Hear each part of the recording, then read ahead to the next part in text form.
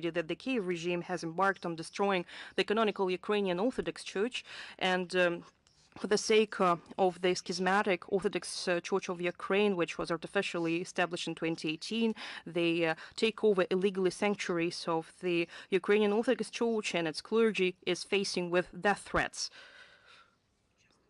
An hour ago, I received messages. I understand that we need to verify it, but that I heard that those churches and sanctuaries are being put on fire. Those churches and sanctuaries that do not obey to the schismatic Ukrainian Orthodox Church and continue to give their services.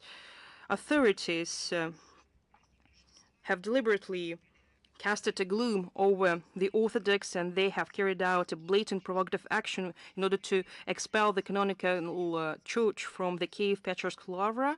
Unfortunately, they were successful, and for the first time in the monastery's cloister in the Dormition Church, the Christmas service was given by the schismatics from the Orthodox Church of Ukraine. It was a deliberate step, which is indicated by the legal establishment on December 1st, 2022, of the statute of the Kiev-Pechersk Lavra of the Orthodox Church of Ukraine, which has legalized the beginning of the appropriation of Lavra by the schismatics. It is taking place with the support of the regime. It's not about internal confrontation and about religious beliefs on the canonical services, and when other people have other views with regard to the church. It is encouraged by the politicians, but political developments that are going on in Ukraine today are not made by ordinary people. All developments are carried out by the external forces, by Washington itself. On Christmas Eve, Zelensky has revoked the citizenship for 13 metropolitan bishops and archbishops of the Ukrainian Orthodox Church. You see, in the literature, in the religious literature, in the philosophical and historical literature,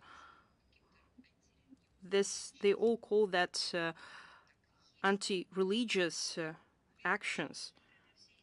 We're convinced that despite all this horrible crimes, the Kiev authorities will fail to destroy the canonical Orthodox Church in Ukraine, with which the overwhelming majority of Orthodox Christians associate themselves. If they are going to say that why you, as an official, as a representative of a state structure, as a representative of another state, make comments on the religious life, I will say that it has become a norm to protect freedoms, including religious freedoms, to protect the freedom of religion, to protect people who are made to change their beliefs, who have to not speak their own language, and who have to believe that their history was totally different. And by replacing this canonical religion with the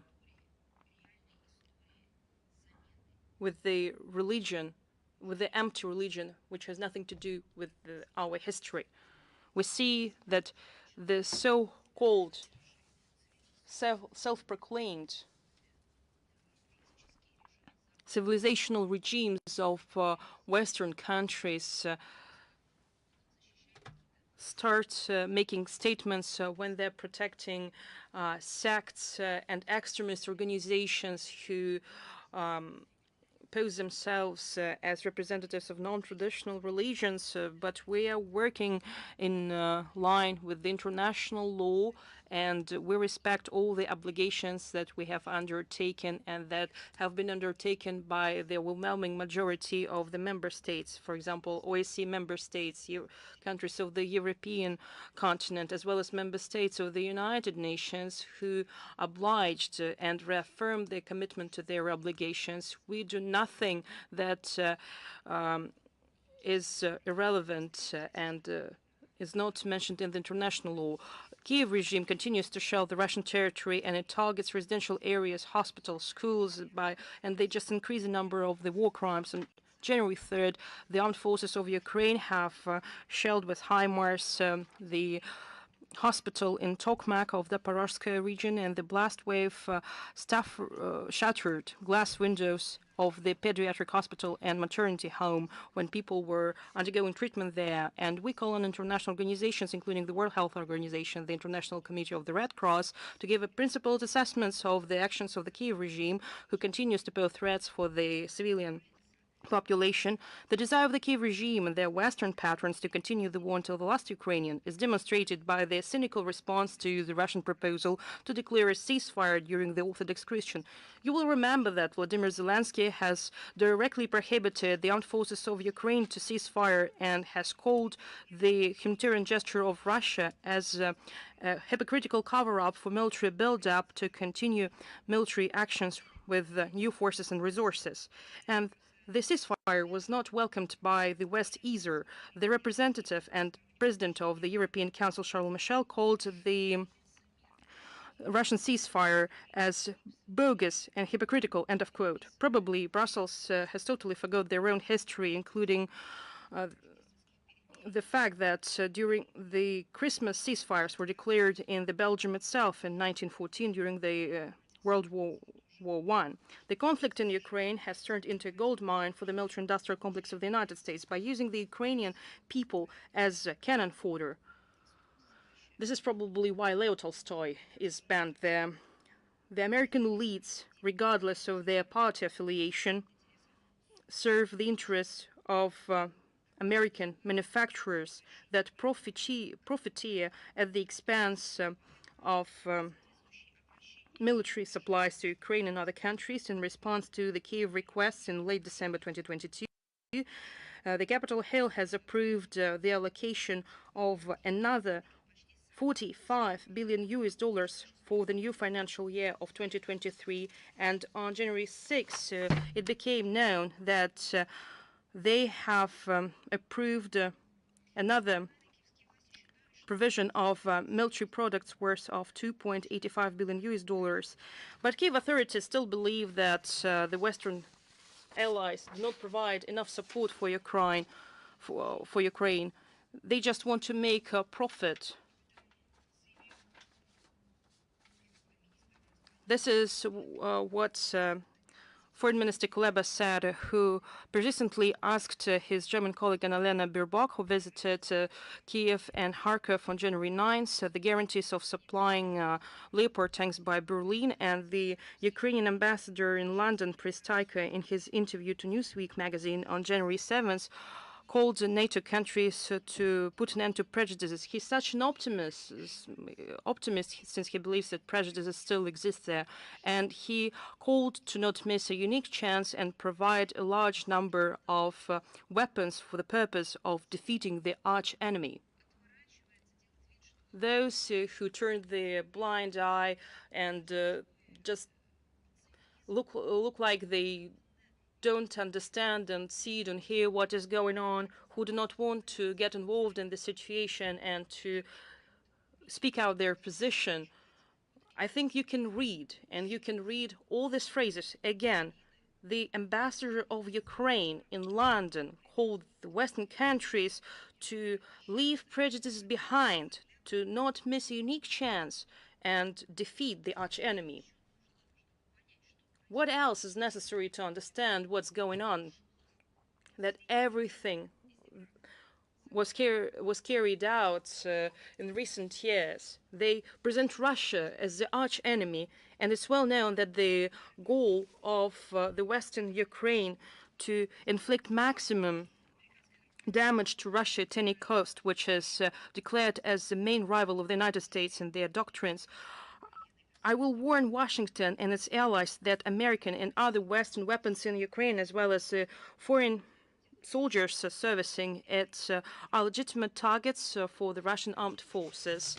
She said, we took notice on the continuous bellicose statement made by the Ukrainian officials, the Secretary of State of National Security Council of Ukraine, Mr. Danilov, who directly threatened to organize acts of sabotage on the territory of Russia.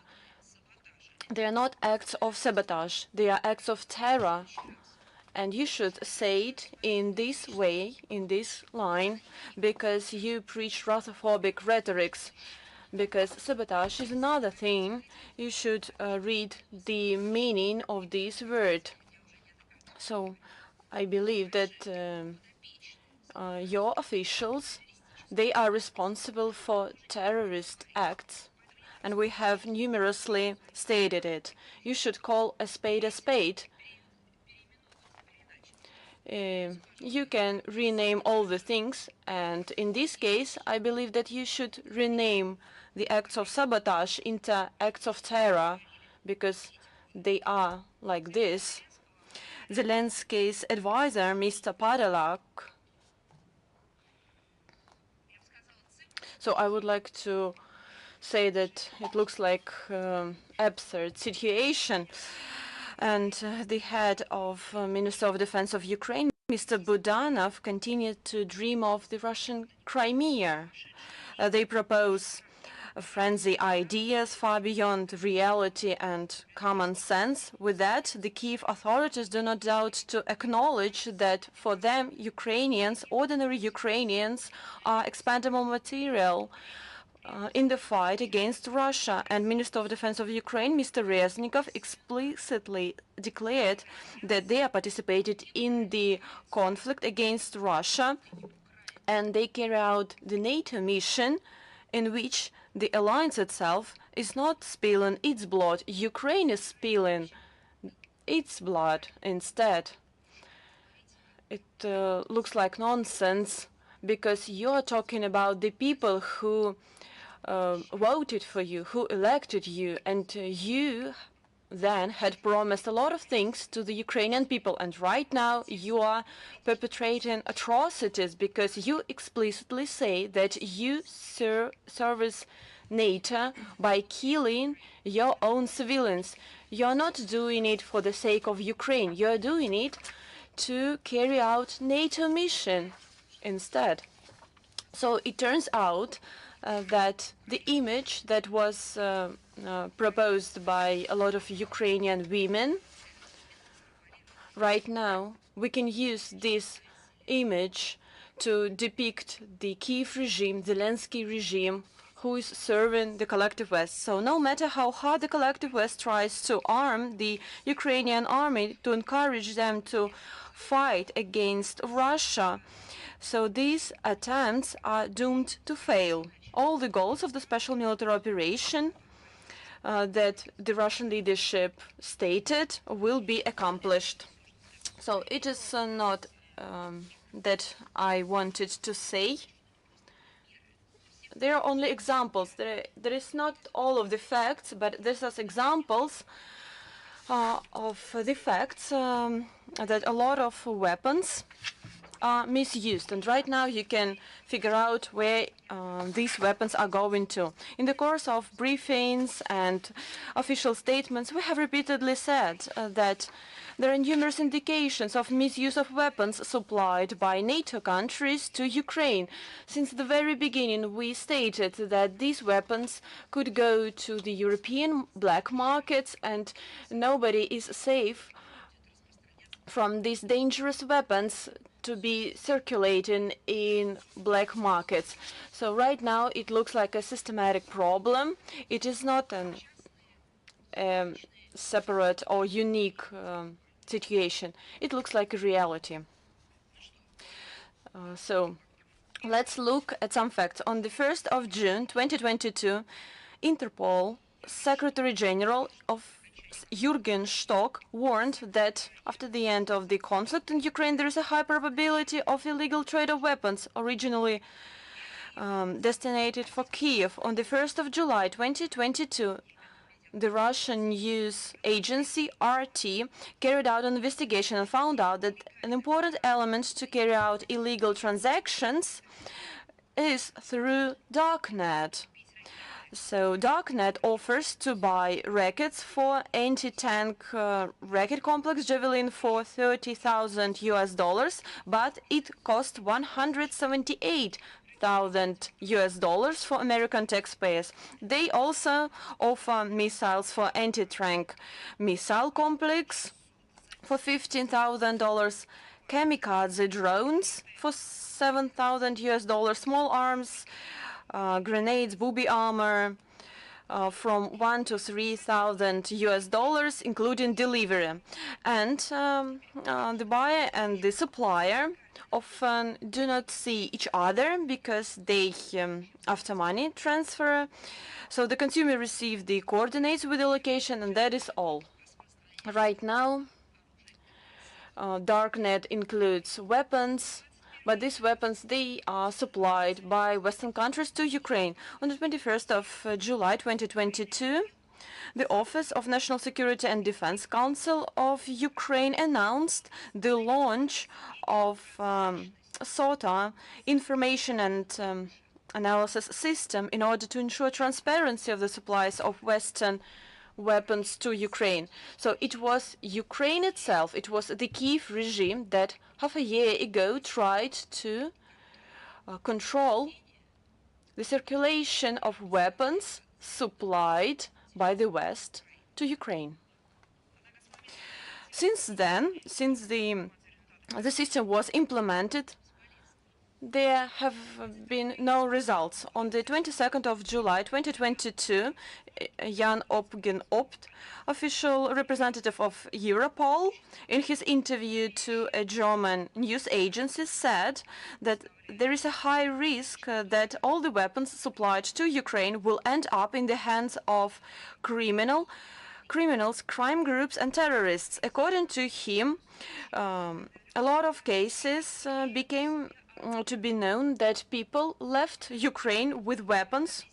According to Europol, criminal networks in the region are going to smuggle weapons and ammunition, including heavy weapons, using existing supply routes and online platforms. Can you believe it? It is not cold, but it is heavy weapons. So it is not this type of small weapons and light munition that criminals could hide. Right now, heavy weapons are circulating in unknown directions, and this is data from Interpol. On the 4th of August 2022, the American company CBS released a documentary, Arming Ukraine. It is an investigation. Yes, it wasn't so large scale, but it is devoted to the arms smuggling and the cases of its emergence, not in Ukraine. Volunteers who participated in the film, as well as military experts, they declared the following thing. It was made by the CBS. So they claimed that up to from 60 to 70% of Western aid did not reach the Ukrainian army, from 60 to 70%. Not what I'm not talking about the military aid that reached the Ukrainian army and then disappeared. If we count on this data, from 30 to 40% of military aid can disappear.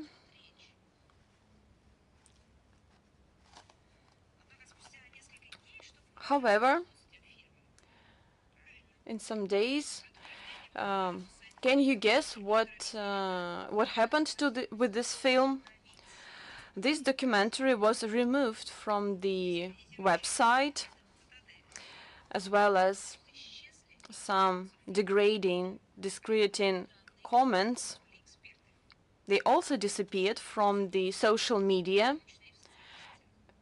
Everything was removed. On the 30th of October 2022, in his interview to local news agency Yele, Crystal Ahgren claimed that the weapons destined for Ukraine, including assault rifles, pistols, grenades, combat drones. So all of these armaments were discovered in some European countries. So one more time, we understand the situation.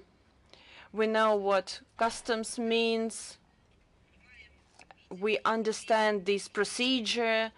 We used to see warnings, how pistols and grenades look like. Yes, we know that sometimes people can supply this type of weapons, but what about combat drones? It cannot happen accidentally. You cannot bring these combat drones by train, by plane. I believe that it should be another type of route, special route, in order to supply these types of weapons in to different countries, not to Ukraine. It is the only way how you can deliver a combat drone. So it used to be like that. They are facts. According to him, and one more time I would like to say that I'm citing the Commissar of the Central Criminal Police of Finland, and I would like to cite him. They're very interested in acquisition of modern system of weapons, ammunition, and arms. So he said that Ukrainian weapons have already emerged in the Netherlands, Denmark, and Sweden, and all of these three states. Do you know how they commented on the case? In no case, they didn't comment on it. On the 1st of November 2022, the article in the Washington Post, citing anonymous sources, the U.S. State Department noted that out of 22,000 units of weapons, only 10% were under control. On the 17th of November 2022, the U.S. Congress announced the system of an audit system for supplies and financial tranches to Ukraine.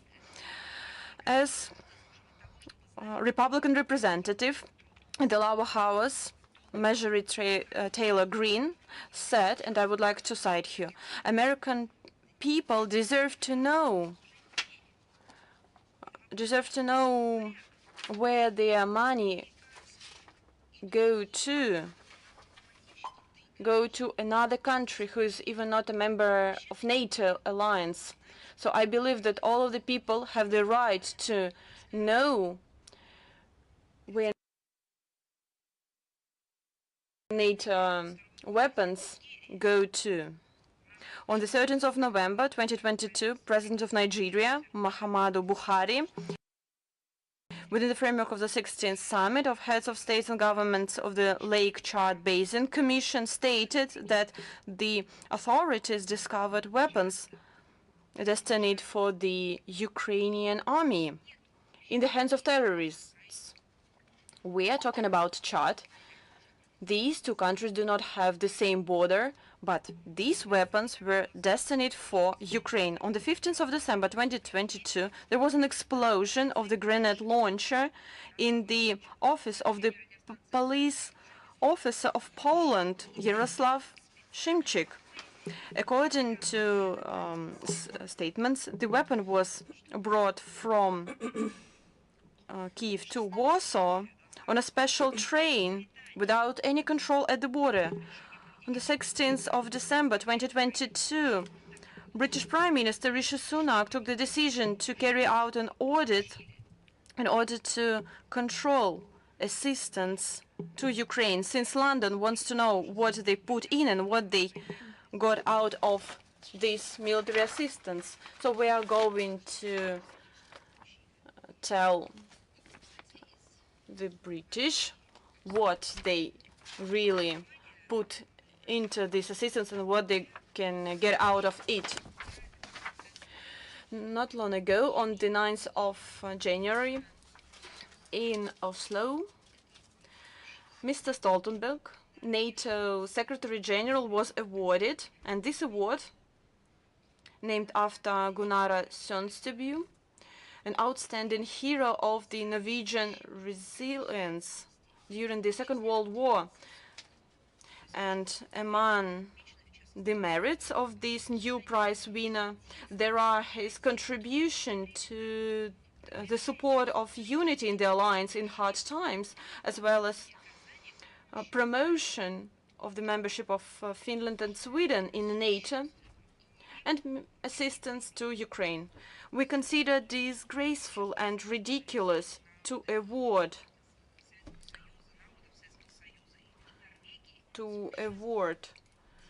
a figure who has nothing to do with democracy, with peace and security on the European continent. And taking in mind that the alliance headed by the Norwegian supports and pumps up the Kiev regime with Ukraine, I would like to recall you that there are swastika symbols, the heroes of nationalists, and so on and so forth. So all of these things are supported by the collective West, by NATO, first and foremost. How can you award named after anti-fascist to people who right now support this fascism? So it is impossible, but unfortunately it happens.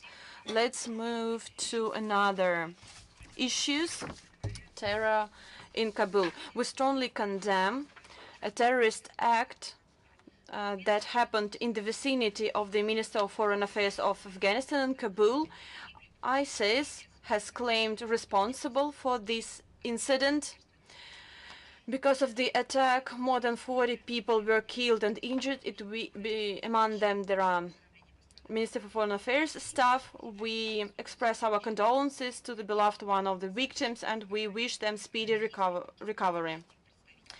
The same event was targeted to Russian and Pakistani diplomatic missions in Kabul.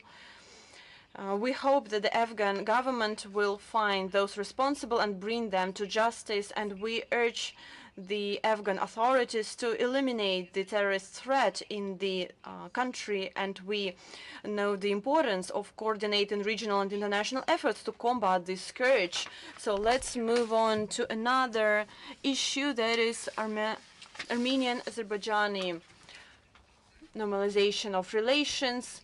We have received numerous issues and questions that overlap each other. These are the questions from news agencies such as TASS, Anadolu, Vestnik Kafkaza, Virelk, Portal, News.ru, and so on and so forth. They all concern the problems of the relations between Moscow, Baku, and Yerevan, as well as the aspects of Armenian-Azerbaijani settlement. Most of these stories are associated with the press conference held between Prime Minister of Armenia, Nikol Pashinyan, President of Azerbaijan, Aliyev. This event was held on the 10th of January. We are concerned with the degradation of relations between Baku and Yerevan, intensification of harsh rhetorics, which is accompanied with increase in tension in the region. We call on the parties to demonstrate goodwill and seek for compromise, and we're going to support this process. Not long ago, the day before, we commented on the contradictory statement made by Armenian leader to elaborate a peace treaty in Baku. One more time, I would like to say that the Armenian side lost a good opportunity to initiate another round of talks with Azerbaijan on the 23rd of December 2022 concerning the Lachin corridor. But still, Russian proposal remains valid, and we are ready to provide a venue for talks between the heads of the foreign ministries of Armenia and Azerbaijan. During the talks with journalists, the head of Armenia, Mr.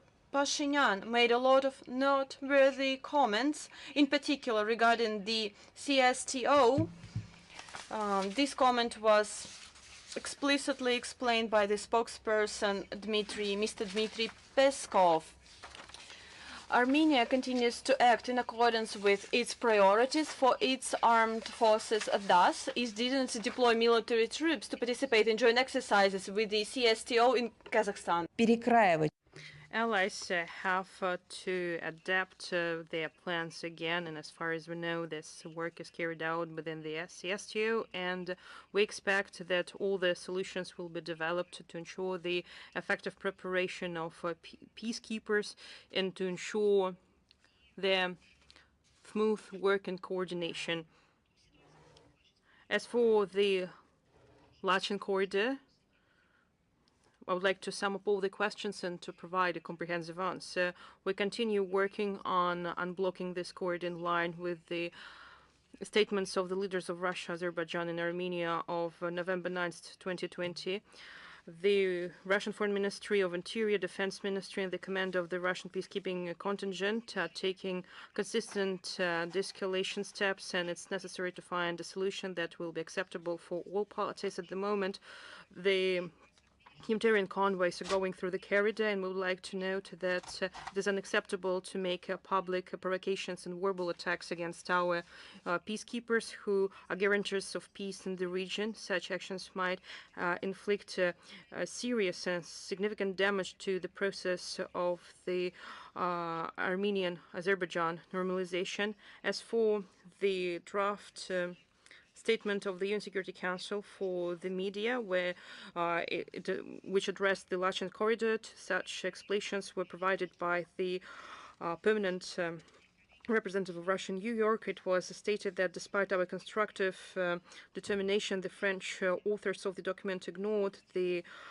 overwhelming majority of the Russian proposals. Our Western colleagues were not courageous enough even to give all the facts, particularly to mention the statements of leaders of Russia, Azerbaijan, and Armenia, which are a fundamental part of the Armenia and Azerbaijan normalization. In any case, we're ready to work, but not to be engaged in populism. We're ready to work meaningfully to settle the situation around the Russian corridor. As for the delimitation of Armenia and Azerbaijan border, we consistently support the work of the relevant bilateral commission. We're ready to provide every assistance in its work, including by providing materials like maps and cartography, and the progress in this area will help to effectively settle disputes on the ground, and the unblocking of transportation communication in the regions are carried out by the trilateral working group under the chairmanship of Deputy Prime Ministers of Russia, Azerbaijan, and Armenia. Under its aegis, they have carried out a serious preparatory work, but it requires additional joint efforts to translate them into practice. I would like also to give the commentary on our relations with Armenia. Russian and Armenian peoples share strong ties of friendship that goes back to the history, and we are ready to strengthen bilateral relations and their interaction within the integration associations like CSTO, EU, the Commonwealth of Independent States. At this background, the statements of Yerevan that the Russian presence provides certain threats to the security of Armenia are absurd. For decades, our border security agents and soldiers have made a significant and substantial contribution to ensuring security of Armenia, and they protect its borders and frontiers. It is objective reality which is impossible to negate. And earlier, the Armenian leadership has publicly stated that the military presence of Russia meets its national interests, and opportunists that call our soldiers to leave do not understand the real consequences of such move. So we have provided our comprehensive questions. So if you have any questions, proceed from the assumption that we have already provided answers for many questions that you have today. Going on, Nord Stream and what happened to it I'm talking about the acts of sabotage, the acts of terrorism, criminal acts that have led to the destruction of this infrastructural peaceful project. So I would like to tell you about the investigation process. We're perplexed by the investigation, particularly by the refusal of Sweden to respond on the merits of the Prosecutor General's Office legal assistance request on the criminal proceedings of the damage in Nord Stream 1 and Nord Stream 2 pipelines in September 2022. I mentioned the Prosecutor General's Office, and I congratulate our colleagues with their professional holiday that is celebrated today. Going back to the investigation, Swedish officials explained their position with that granting our request would pose a security threat to Sweden. This is just a direct quote,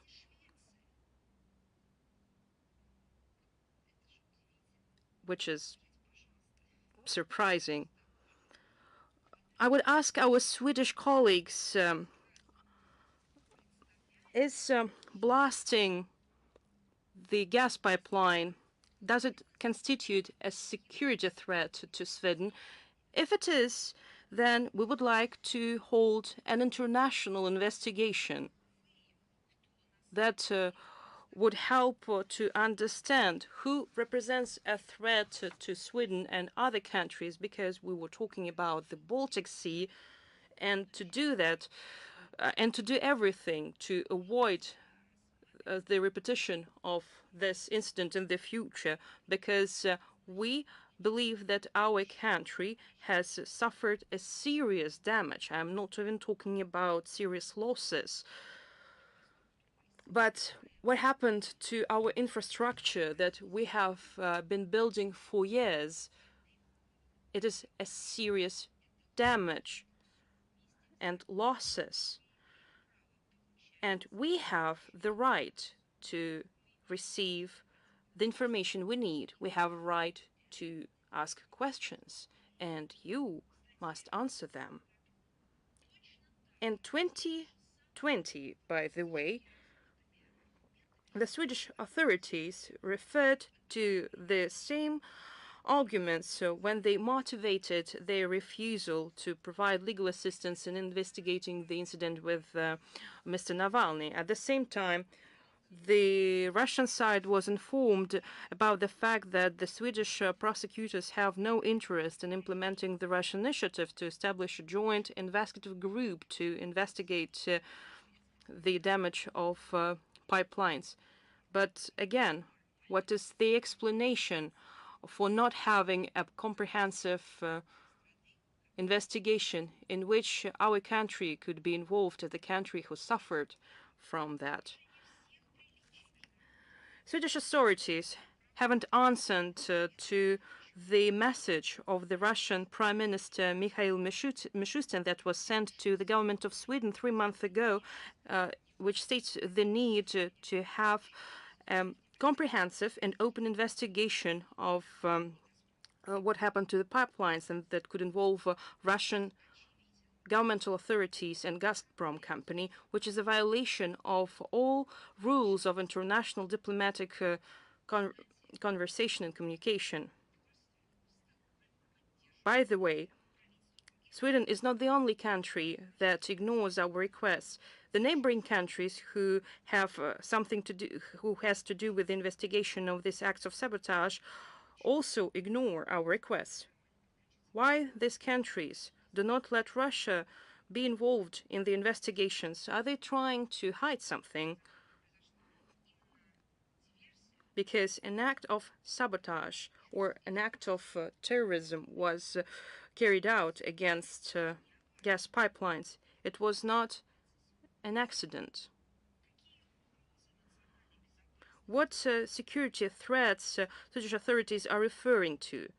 Can we have a list, please? We're not talking about the threat that Russian experts might be involved in the unbiased investigation and might make inconvenient and embarrassing conclusions and finally reveal ugly truths to the public.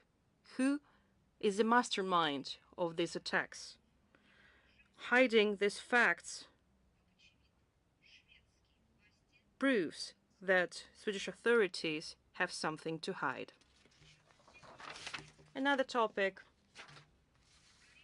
In January this year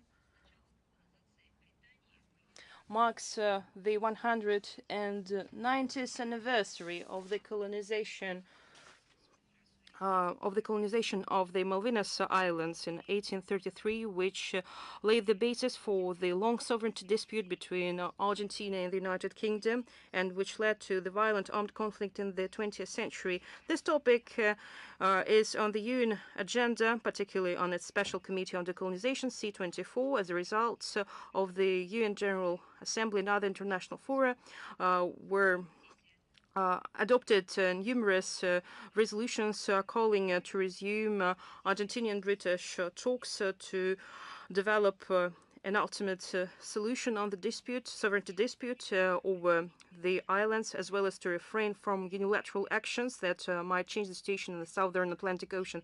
At the same time, the United Kingdom does not show its commitment to settle this dispute, but it also takes efforts to escalate the situation in the southern Atlantic Ocean, particularly at the end of the previous year. London and Pristina, don't be surprised, yes, Pristina, Kosovo, agreed to have joint trainings of British soldiers with the members of the Kosovo security forces on the territory of Malvinas Islands. I know it sounds absurd, but it is true. In this regard, we noted the statement made by the most representative regional structure, Community of Latin American and Caribbean States, where all 33 states of Latin America and the Caribbean, with a total population of more than 600 million people, condemned this provocative action of the United Kingdom. We agree with the assessments of the CELAC, and we see in the British reluctance to hear the voice of the global south just another disregard for the decisions of multilateral organizations. For example, in its plans to use Kosovo soldiers. I understand that those people who are not deeply involved in the Balkans, in the situation in the region, who do not know it very well, who don't know very well about the issue of the Malvinas Islands, might think that they heard me wrong. What has Kosovo soldiers, what do Kosovo soldiers have to do with the Malvinas Islands and with Argentina? But this is the moment today, and the issue is that the Anglo-Saxon world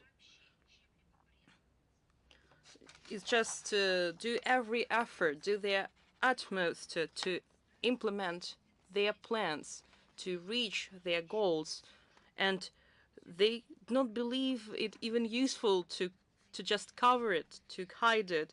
In this cynical and horrible way, the United Kingdom is using the so-called Kosovo soldiers to promote their own agenda in the region where this country is not represented. But everything what is related to the dispute should be settled at the international level and in line with international law. There are all the necessary mechanisms for that.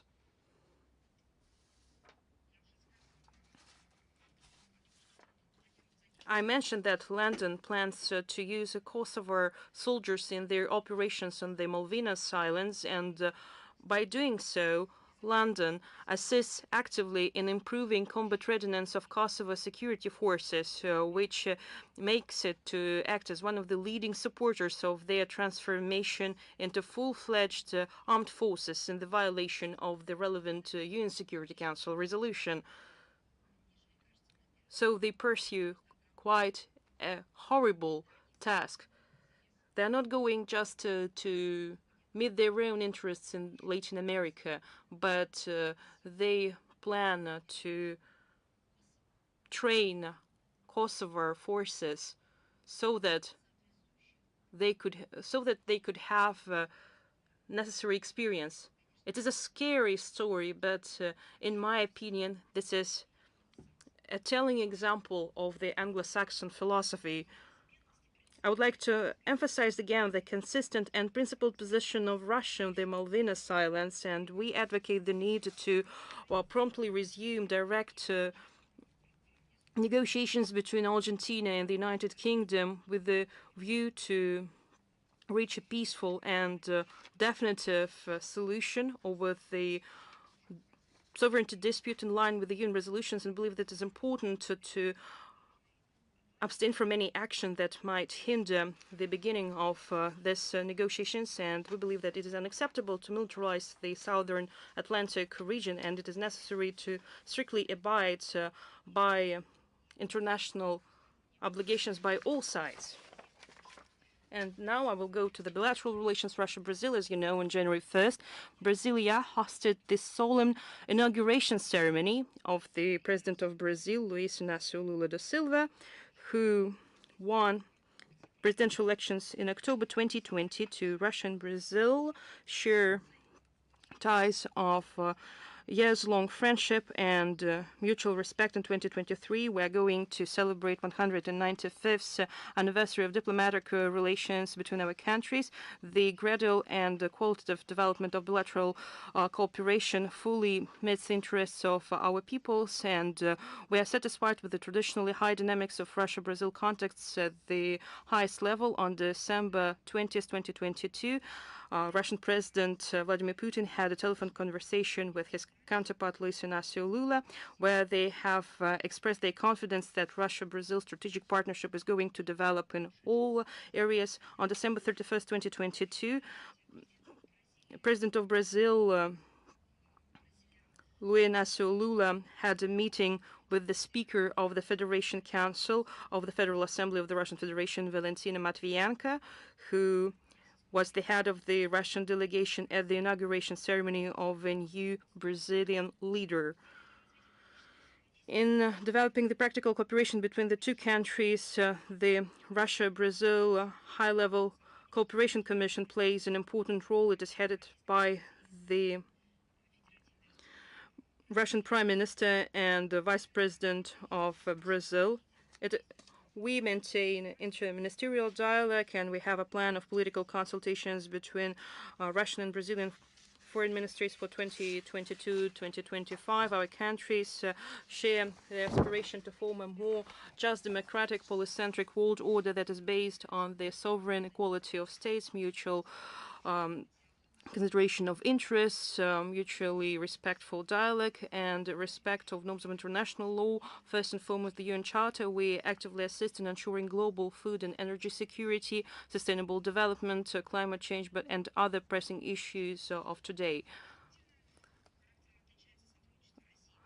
Russia and Brazil maintain constructive cooperation at various multilateral platforms like BRICS, G20, UN, and its Security Council, where currently Brazil holds a seat of a non-permanent member. Brazil is a major trade partner of our country in the Latin American region. It provides eco-friendly mineral. Russia provides eco-friendly mineral fertilizers for Brazilian agro-industry complex, and buys different types of agricultural produce, and carries out bilateral cooperation in high-tech, pharmaceuticals, power energy, and nuclear sphere in outer space. Our economies are characterized by a high extent of adding to each other and complementing each other, and we have a high potential.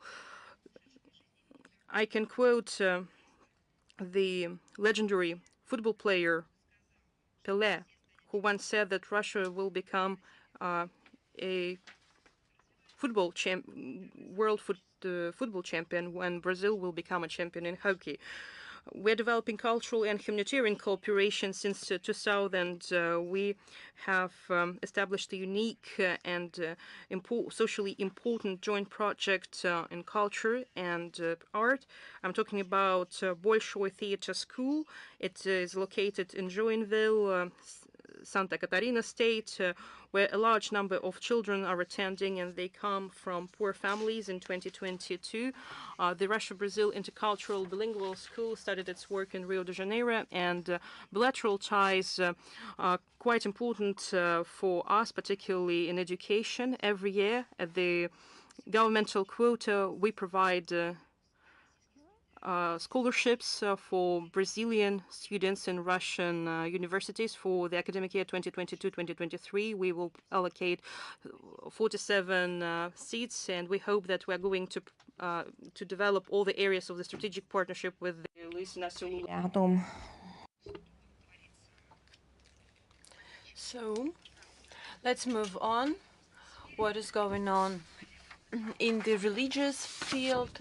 We were talking about it in the Ukrainian example, and I have another example. By the decision of the Norwegian authorities on the 22nd of December 22, the organization Jehovah's Witnesses was deprived from its registration as a religious commitment. So what was the reason for that?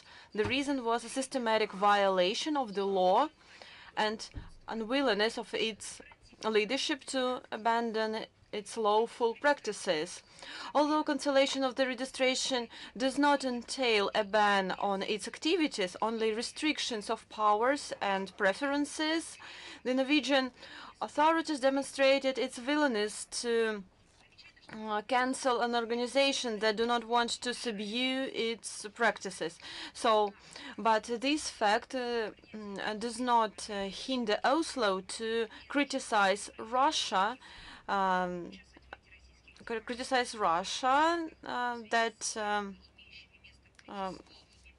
So it is not worthy that our principled stance is as follows. It is the same organization, it is the same claims,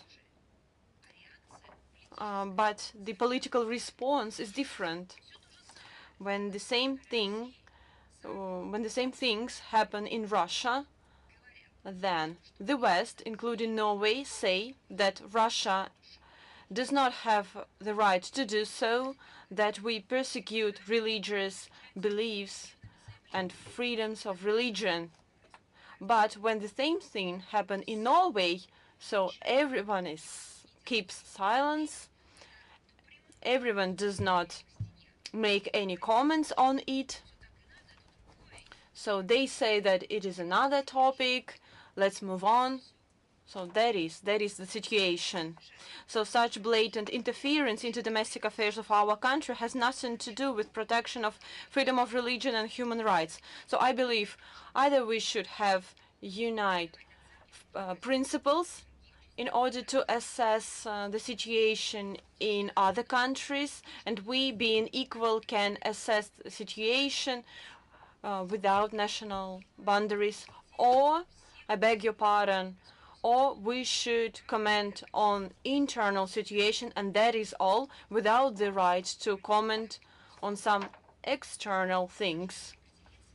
So we should decide on it. I believe that right now we have a response. Since the Western point of view, there is no contradiction at all, and they believe that this situation is right. Since the Western point of view, only they have the right to control all the processes in the world, and the rest of the world does not have this right. It looks like jungle and this beautiful European garden. So it is another striking example of double standards demonstrated by Western countries, demonstrated by Norway against the Russian Federation. Another example in this regard. Let's move on. Let's move to another continent. So Moscow welcomes the EU monitoring and verification mission in order to monitor the implementation of the peace agreements to resolve the armed conflict in the northern part of the Federal Democratic Republic of Ethiopia. So we believe that the presence of the representatives of Nigeria, South Africa and Kenya is an important element to practically implement the EU mediation services.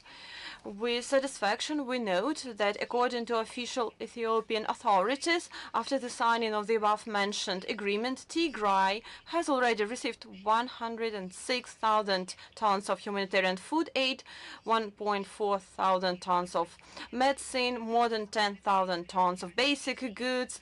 Regular flights have been resumed into administration center of Tigray, two cities, Mekele and Shire. We highly appreciate the assistance of the EU and its representative, and we look forward to successful resumption of coordinated efforts to ensure security and stability in Ethiopia in line with the principle to African problems, African solutions, and about information security.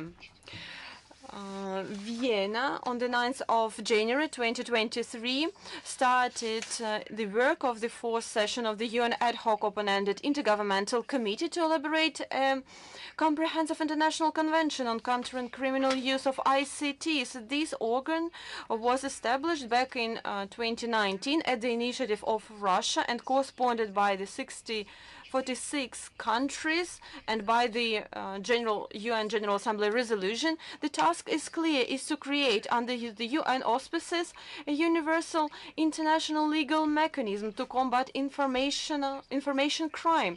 In the course of this session, the member states will conduct a reading of the future international treaty, including the issues of criminalization, general provisions, law enforcement activities. And by the way, the wording of the provisions provided by the President of the Special Commission, a representative of Algeria, they are largely based on the draft convention introduced to the UN in summer 2021 by Russia. It includes information crime, law enforcement agencies to establish cooperation between law enforcement agencies of the UN member states. The final document should be submitted to the UN General Assembly during the 78th session in 2022. The Russian interagency delegation will include the experts from the Foreign Ministry, the General Prosecutor's Office, Investigating Committee, the Minister of Justice and the Minister of Digital Development. But we know the failure of the Austria Republic to fulfill its obligations under the above-mentioned convention because they denied visas to the members of the Russian delegation. We look forward to constructive cooperation with all of the UN members in the negotiation track in order to elaborate this convention combating criminal cybercrime. So let's move to another topic, but it is the same area that I would like to elaborate. So it is the same story used by Washington. I mean Russophobic statements. I'm talking about pseudo investigation carried out by Reuters. This time, Russian hackers were charged by launching computer attacks on US laboratories, including nuclear research laboratories. Right now, Cold Rivers was found guilty for direct participation in these information operations proposed by Kremlin. If we're talking about traditional media, that we should provide some facts and evidence and not only the opinion of a country in particular. So this investigation does not include any facts at all. The reference there is only one reference to the opinion and assessments of so-called independent experts from the area of ICTs. So I believe that they should have asked the Foreign Ministry of Russia first and foremost, because we have the Department of Media, we have permanent contacts with our colleagues from other departments of information security. So we would like to provide you any explanations, some explanations in this regard. In this case, you would have, instead of independent experts, well-known, well-established experts, and they could provide some information in this regard. They are ready to do so, to share their experience. So it looks like this news item is so far-fetched.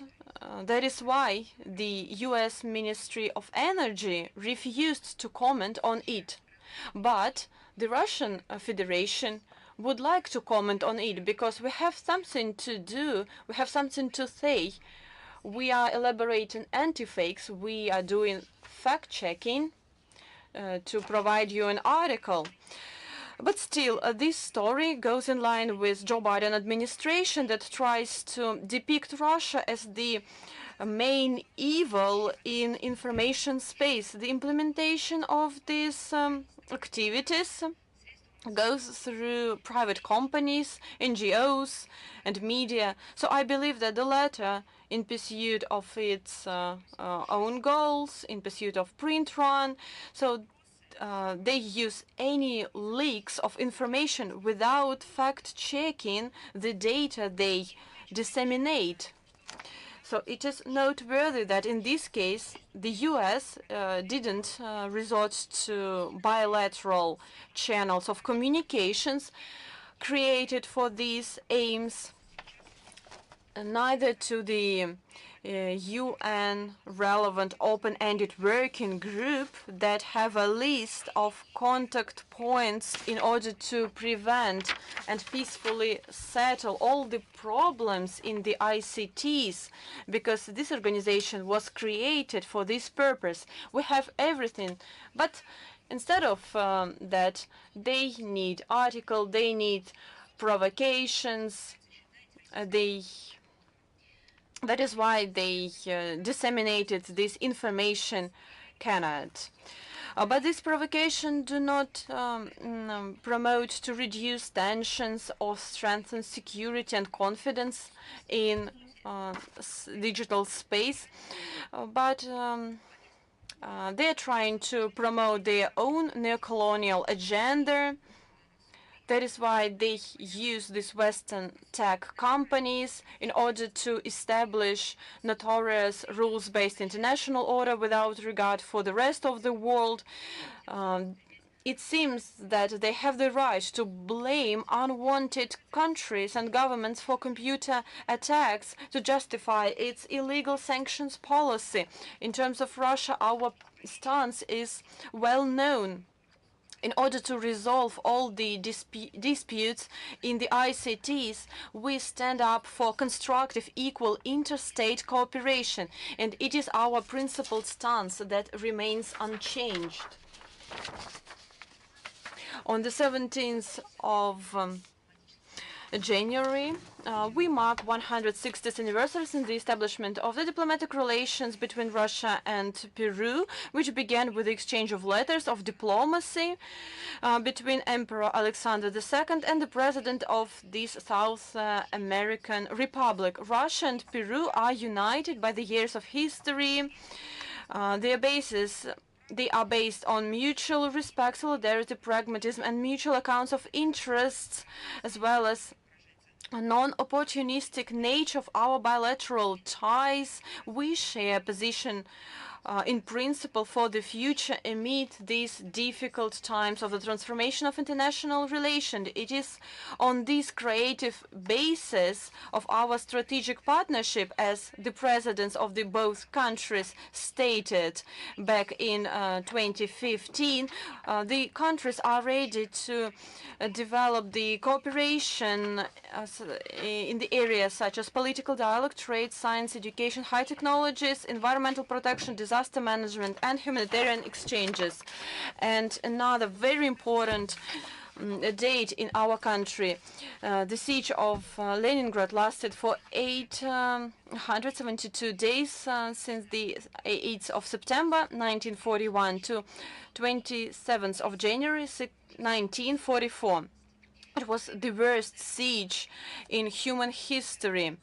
For almost 900 days, more than 641,000 people died of hunger and cold.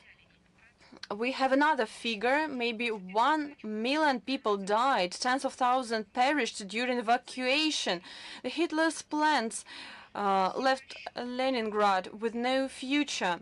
Having failed in their efforts to break defense of the Soviet troops inside the blockade, they decided to starve the city into submission under the German command. Leningrad was to be wiped off the earth of the face. That is why they used fire bombs. A lot of landmines were dropped on the cities. The Nazi command assumed that the assault of the city wasn't necessary to avoid casualties among personnel, but they shouldn't either surrender, because if they surrender, they should take care of civilians. On the 12th of December 1943, the High Command took the decision to carry out an operation on breaking the blockade, code-named Spark.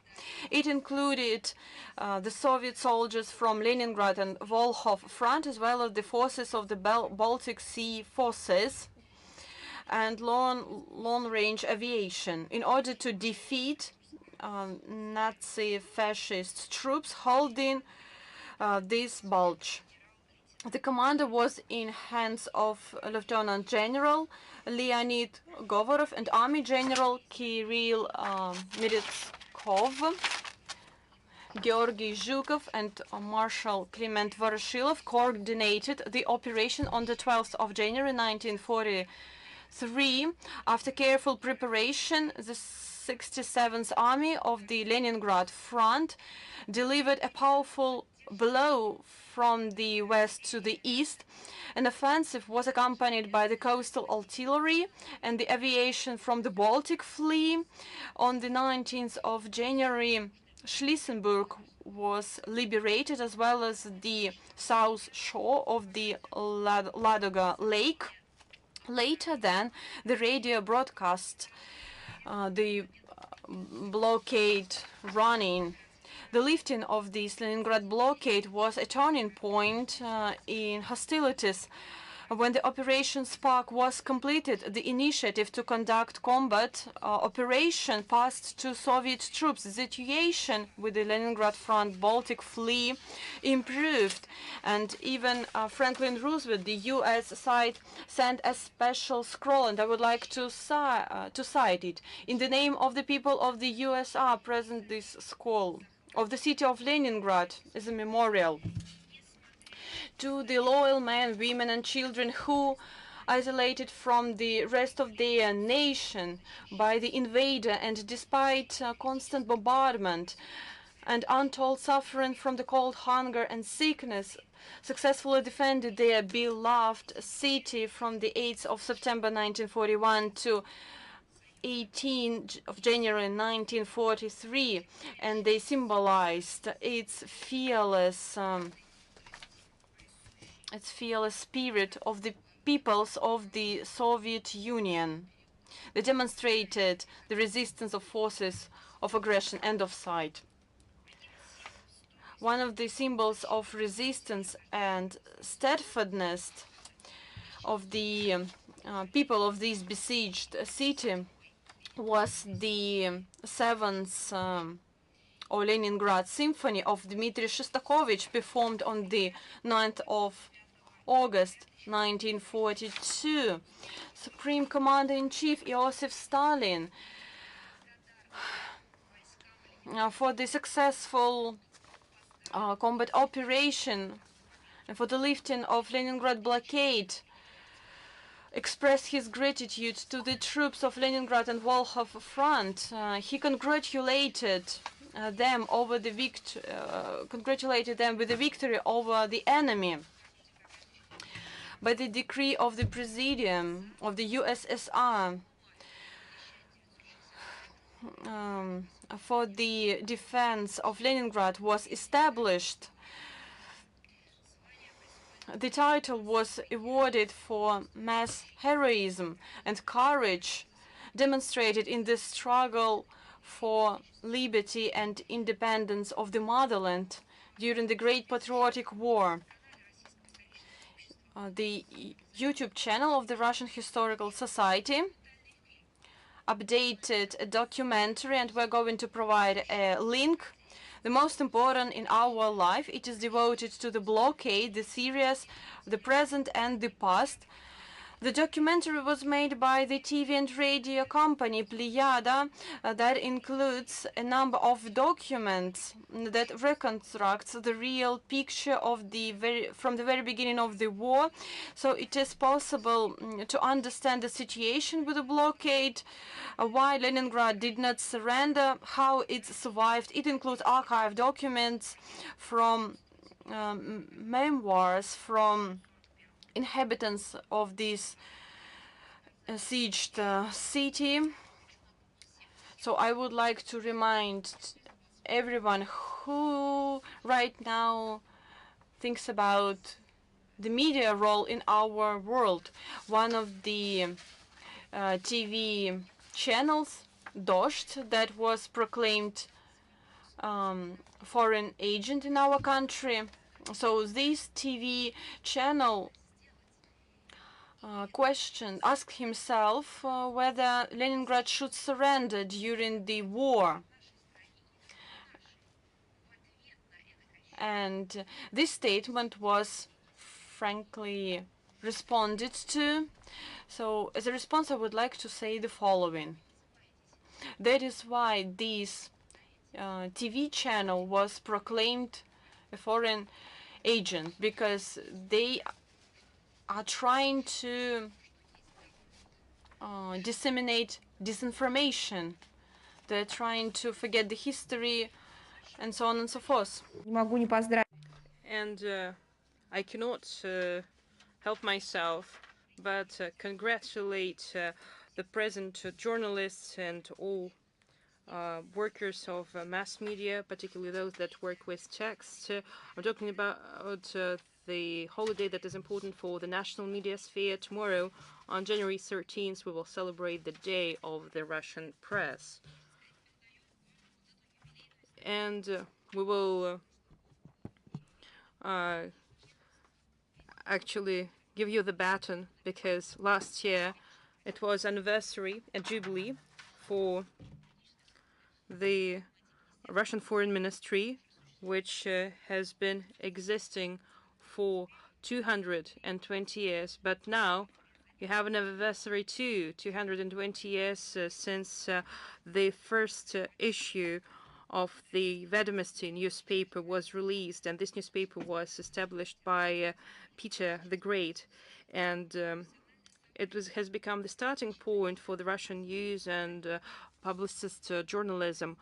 What has started as a newsletter with a small circulation now turned into a powerful professional community that has tens of thousands of media outlets.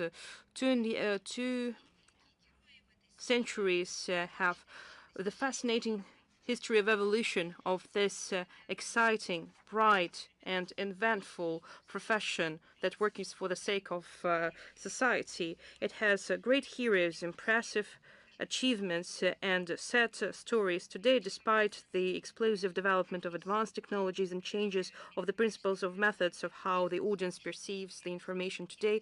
The Russian printed media, even after the fact that some of them have become digital, managed to maintain some of the precious qualities of this profession. As always, this quality of journalism is measured by honesty, accuracy, reliability, speed, and completeness of materials. And this is the achievement of authors, editors, typesetters, typographers, and all those who are involved in this noble craft. And we commend your work, and new challenges of changing times will set the high professional standards for the journalist community. But you are successful in meeting them, and an opportunity for readers to have an objective picture of events that are taking place in the world, in the regions and cities, well, even in their backyard, is just your credit and your achievement. And in the lead up to this professional holiday, I would like to wish you inspiration, tirelessness, luck, and prosperity. So, International Life magazine. The representative of the UN Secretary General, Stefan Dujarric, answering the question how the Secretariat assesses the decision of Germany, the United States, and France to give Kiev infantry fighting vehicles. Dujarric say that they see the UN goal as the prompt conclusion of the conflict in Ukraine. And how could you comment this statement and the UN position?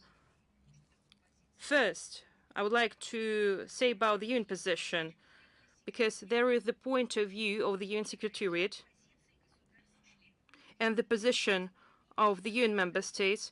According to the Article 97 of the UN Charter, the Secretary General is a chief administrative officer, end of quote. Which means that the Secretariat that is accountable to the Secretary General performs administrative functions only, and it does not mean that they will have their own political opinions. And second thing that you should take into account, behind the words of Stefan Dujarric on the aspiration to put an end to the conflict as soon as possible, well, it seems ironical, but there are double standards, because such remarks on Ukraine, the team of Antonio Guterres say that the world should be achieved in Ukraine in line with the UN Charter and international law, and that's what Stefan Dujarric mentioned in his statement. And the Secretariat, as we understand, refers to the decisions of the UN General Assembly, which are quite dubious and non-consensus based. We're talking about the resolution of the UN General Assembly 68/262 on the territorial integrity of Ukraine that does not recognize the integration of Crimea with Russia. On voting on this document on March 27, 2014, almost half of the UN member states refused to support it. And we can mention all anti-Russian resolutions of the 11th emergency special session of the UN General Assembly, where Russia is called an aggressor. If we take into account the fact that why the UN Secretariat haven't found forces to condemn Western supplies of weapons to Ukraine, while Russia receives unsubstantiated and absurd accusations. I remember that over the 7 years of the UN Security Council Resolution 2202 that has adopted the complex of measures on implementing the Minsk Accords as an international framework for the Ukrainian peace process, UN Secretariat representatives haven't said to Kiev that it is sabotaging this document. Unfortunately, By following this non-consensus decisions of the UN General Assembly, the Secretariat just cuts off an opportunity to be unbiased and to be known as broker in the crisis against Ukrainian. Never in all this time the Secretariat invoked this document and never criticized Ukraine for not implementing the Kiev Accords. And this is a legally binding document that should be respected by all, and everyone should refer and invoke it, because it is, again, a legally binding document for all UN member states. So, again, if we're talking about the UN Security Council resolution, each official, whatever his functions and powers are, understands that this is a legally binding document, and those people who work in the UN Secretariat and call on implementing legally binding documents have ignored the decision of the important body of the United Nations, which is the Security Council. Unfortunately, by taking the path of following non-consensus decisions in contravention of decisions of the UN Security Council, which bears major responsibility for maintaining international peace and security, Secretariat just cuts off an opportunity to be unbiased, honest broker in the crisis around Ukraine. Thank you. And now I have a question about Kosovo. The situation continues to be tense there, and Belgrade asked the NATO contingent command their consent to return thousands of Serbian security officers. What is the situation there? The situation in Kosovo is quite negative. The atmosphere of hatred with regard to Serbians continues to escalate. The attacks of the Albanian radicals on the Serbian youth in the Christmas Eve, and the attack even on the 11-year-old child, just shocking. And these crimes just are a direct result of the ethnic intolerance that is fueled by the local premier, Albin Kurti. There are many incidents and attacks that still were not investigated. In their desire to protect their own people, Belgrade have requested the NATO Kosovo forces a request to help the return of Serbian military and police officers. We are not making it up. It was reflected in the UN Security Council Resolution 1244. According to our information on January 6, NATO command refused their request, which was quite predictable.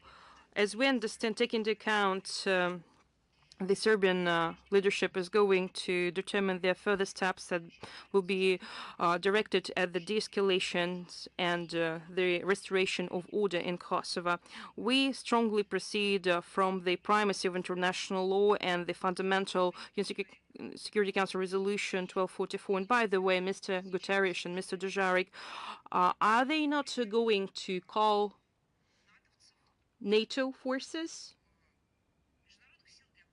international forces for Kosovo, to respect the resolution 1244, particularly this paragraph? Again, they won't be mistaken because it is a legally binding document. We can pay attention to that. Why not?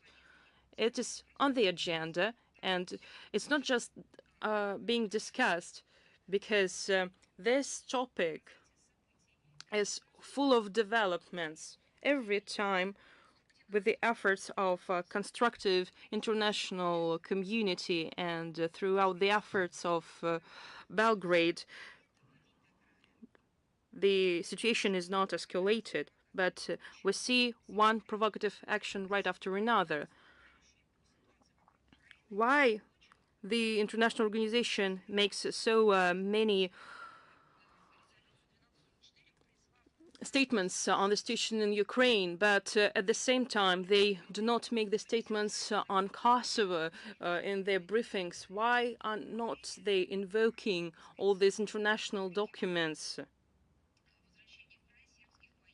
And why then they're not talking about the return of Serbian security officers and police officers? Again, you won't be mistaken if you take the UN Security Council resolution and read out its provisions and will call to respect it.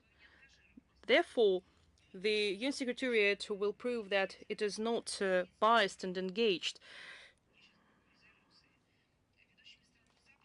So the key Western countries, for example, the American ambassador in Belgrade, dared to publicly question the relevance of the resolution 1244 because he believes that it was adopted in another geopolitical conditions and today it does not meet today's realities.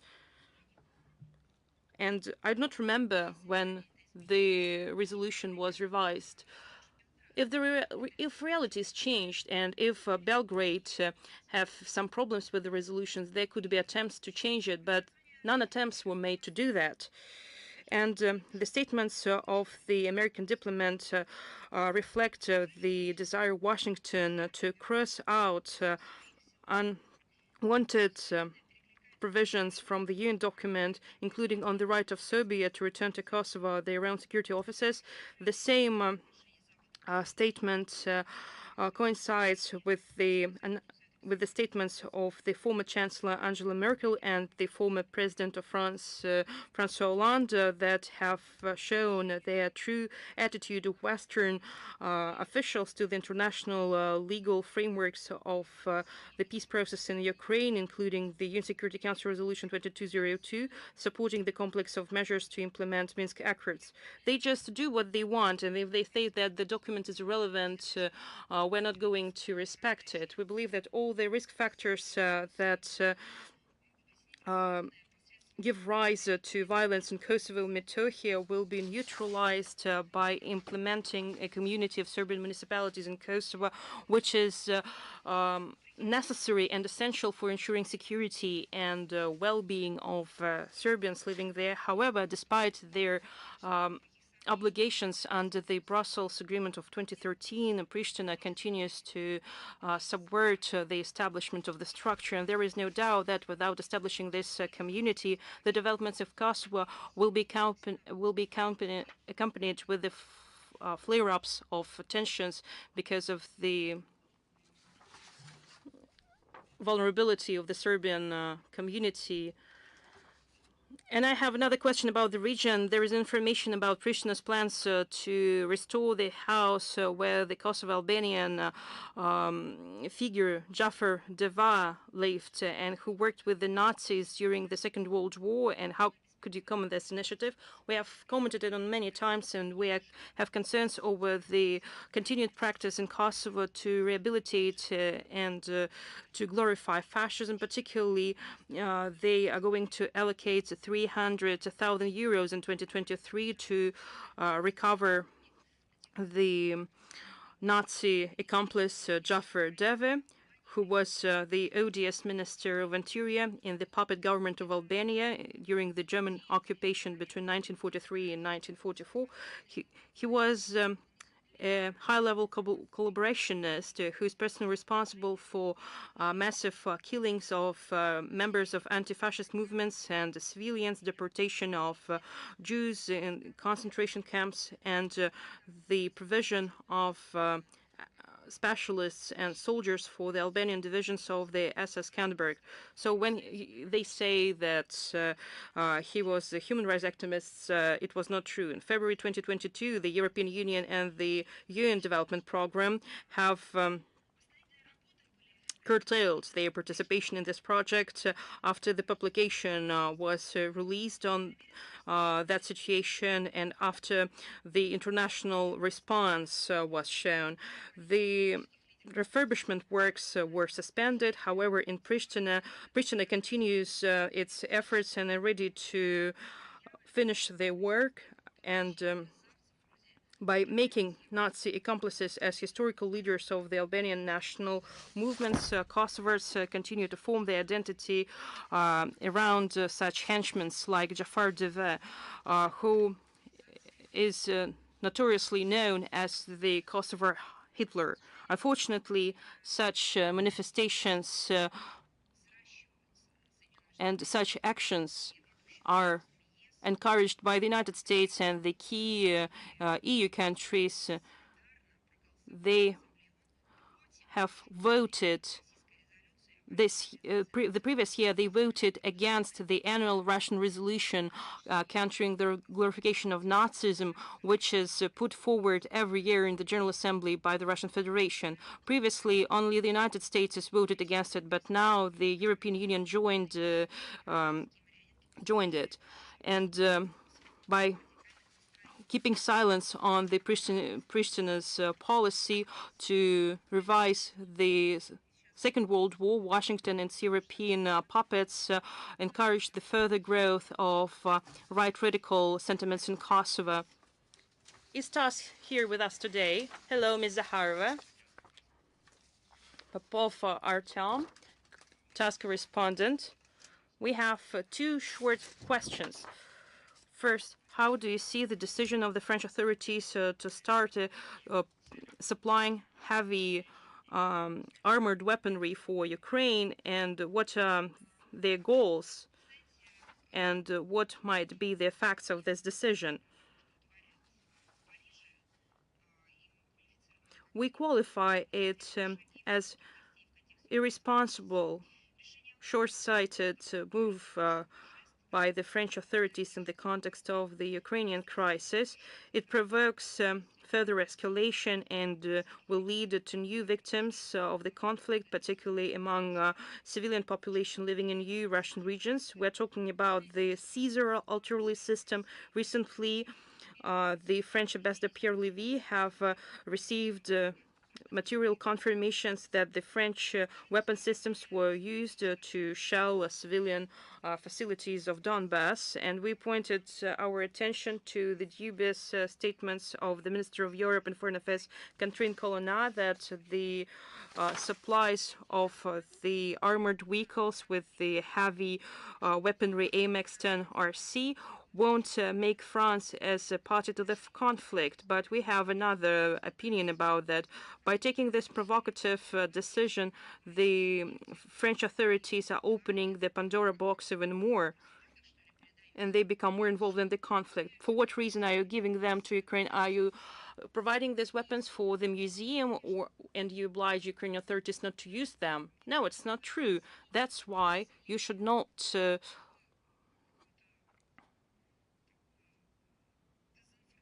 disinform your own population. The line of France to pump Ukraine with weapons have shown the cynical and hypocritical statements about the desire of France to avoid escalation of conflict and the need to preserve the dialogue with Russia, and their serious attitude to Moscow's requests to provide security guarantees. We see that contradicting things that the French authorities are doing. Probably these are just cynical lies and deceit, because in fact Paris continues to spin up the confrontational spiral and calls to defeat Russia.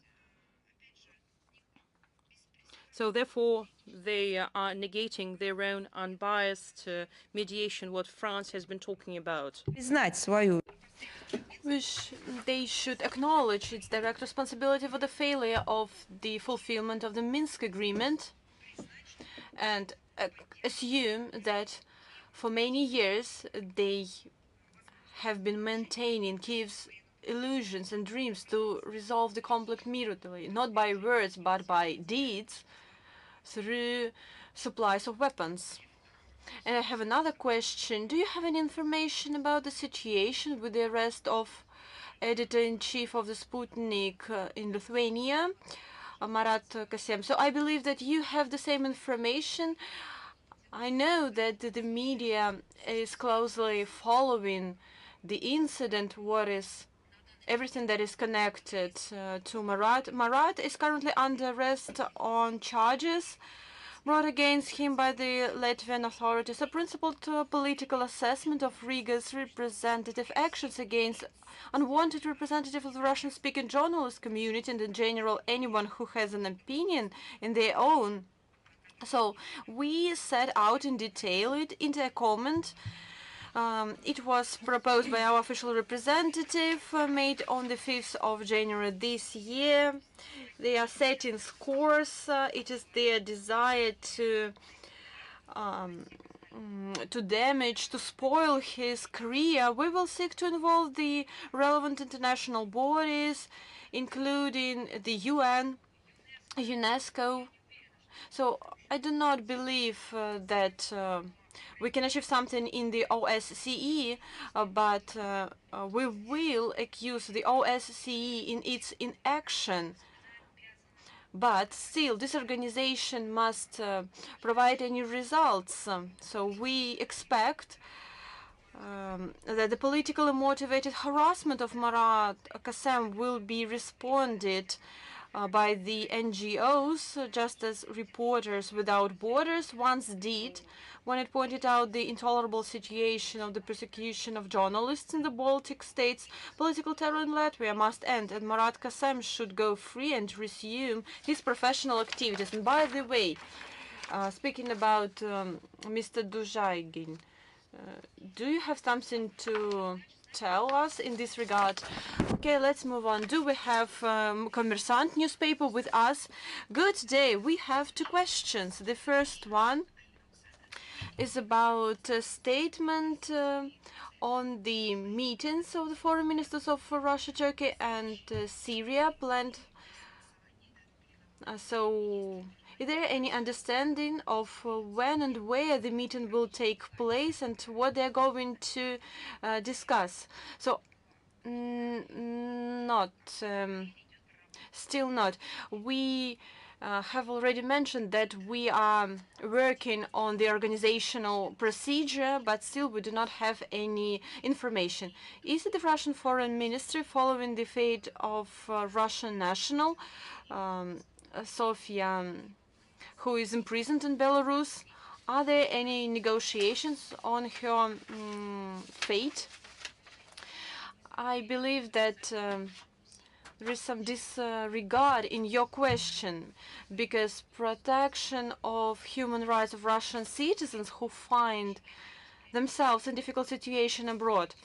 So it is one of the priorities of the Russian Ministry of Foreign Affairs, and our embassy in Minsk is closely following the fate of Russians who are under investigation or who are convicted in Belarus, including for anti-government activities or participation in unauthorized rallies. This topic has been numerously touched upon during negotiation between the foreign ministries of these countries. At the same time, we call on our partners to treat these persons as humanly as possible. As for the Russian girl sentenced by a Belarusian court in May 2022, our consular staff are in constant contact with her parents, with her lawyers. It is not only about diplomatic channels, diplomatic contacts. No, it is a permanent work in all the directions we are responsible for. That is why the work is well underway. So if you do not have any other questions, let's move on. Do we have Reuters with us? Good day, Ms. Zakharova. My colleague has already asked a question about a trilateral meeting. So I have the second part of this question. I would like to voice it out.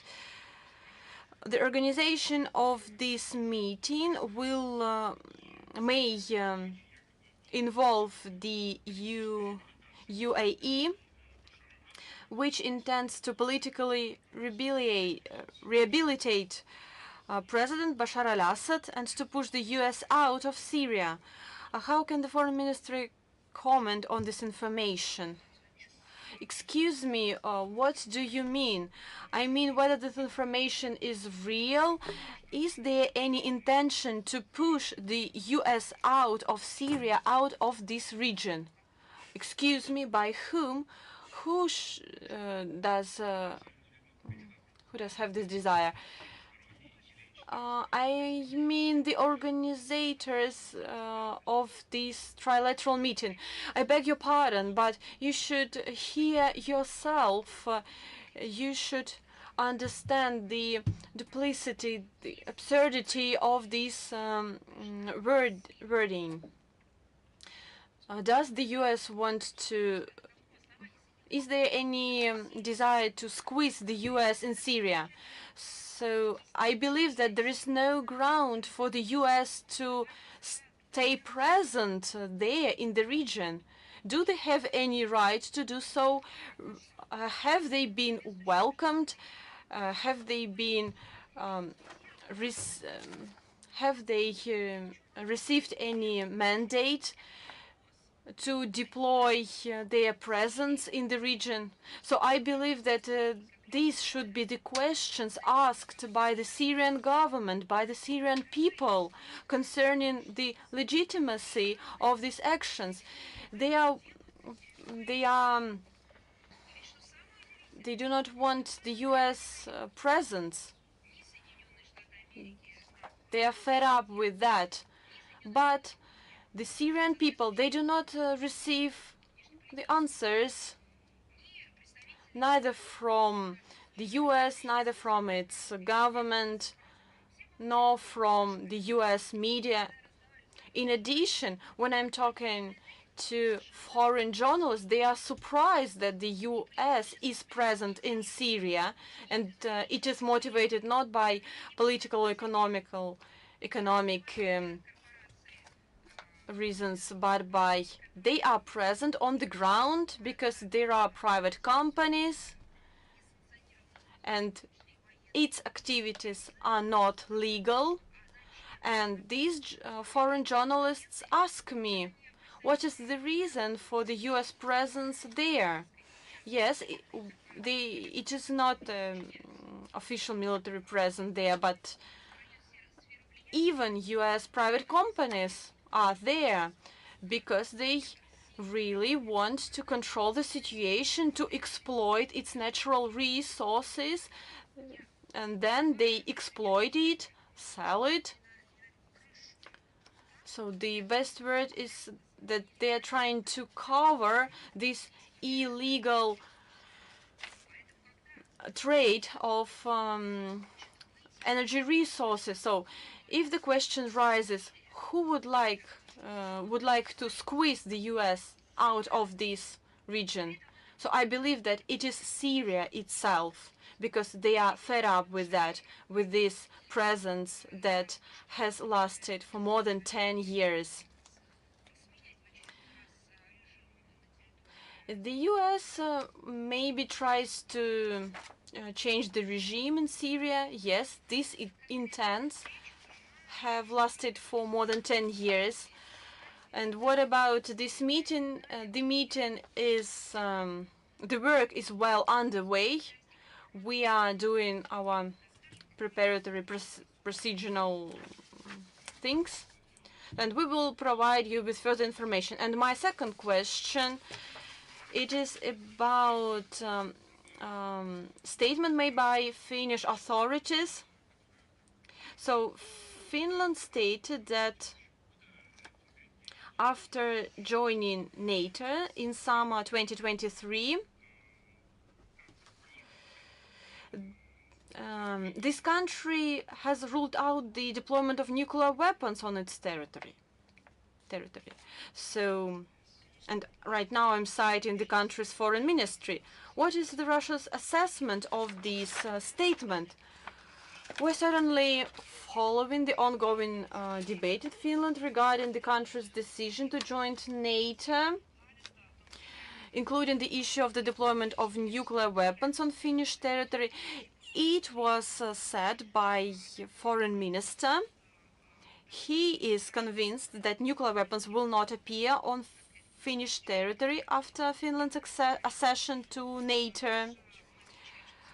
We also note that there is a reservation from the Finnish side saying that Helsinki hasn't put forward any preconditions for its membership in NATO, as it doesn't want to narrow the scope of its activities within this military bloc.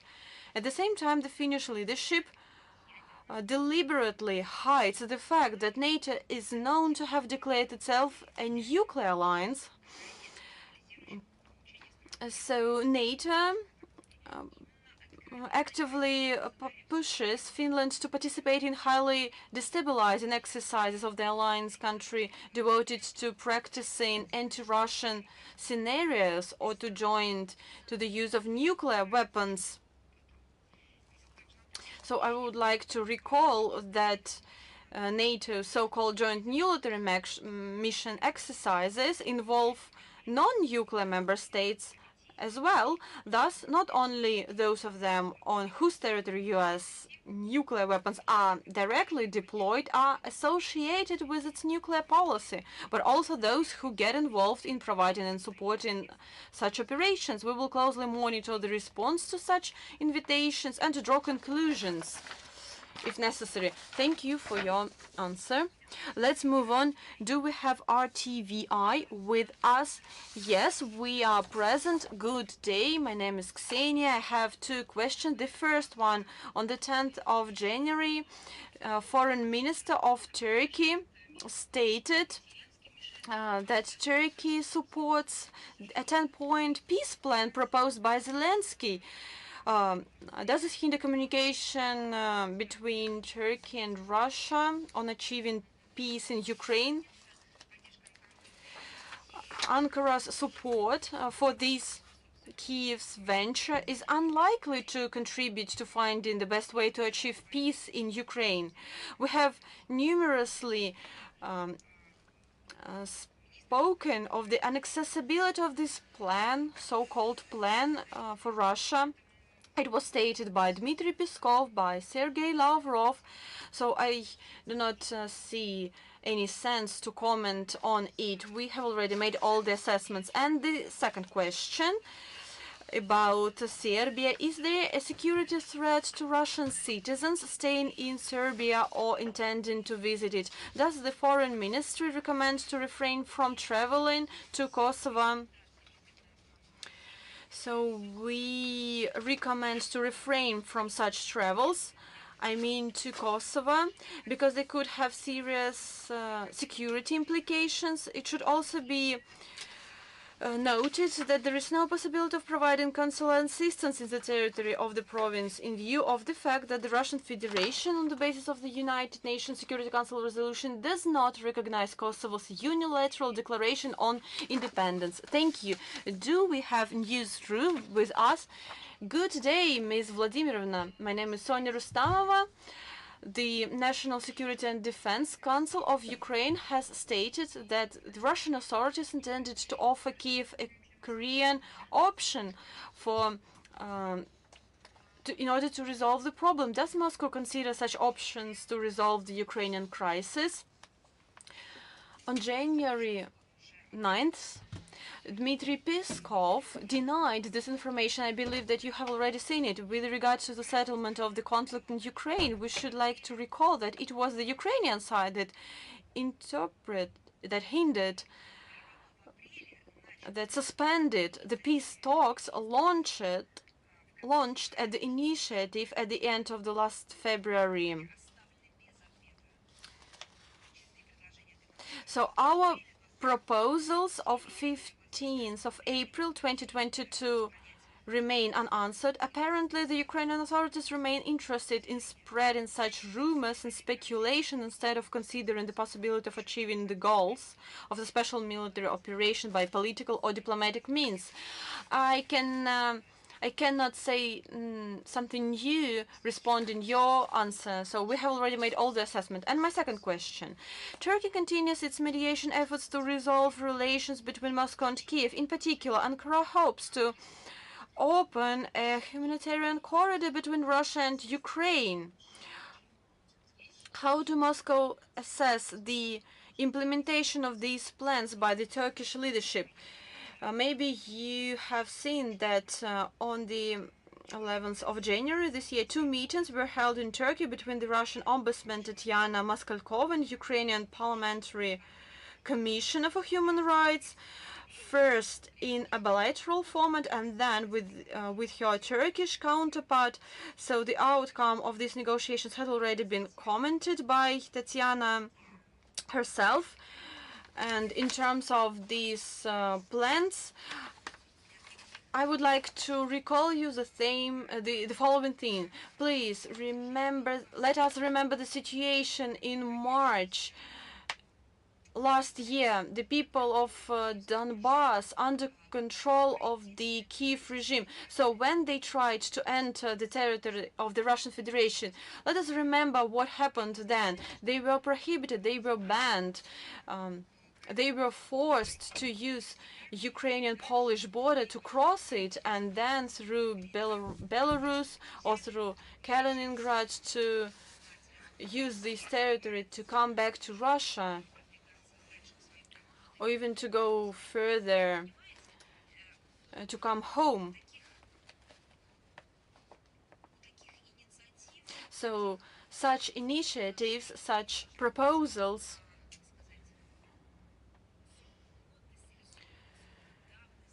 shouldn't have a deadline. If there is a desire to help people, thus this desire should have some breaks, holidays, because people have been suffering for many years in this region, and people have required and they are requiring help, assistance. People do so in different regions, on different territories, and we should remember them. If there is a desire, this desire shouldn't be limited by opportunistic beliefs.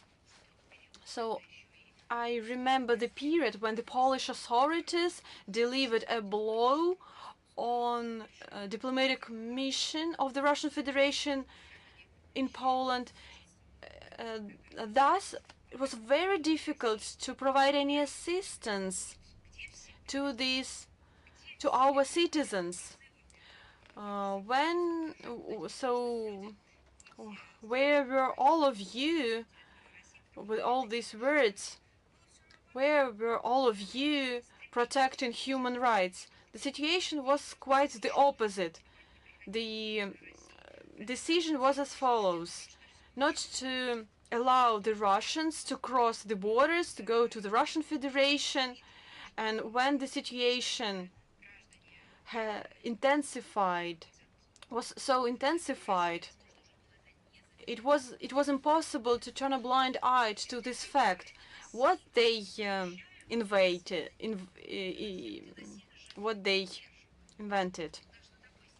They said that our citizens were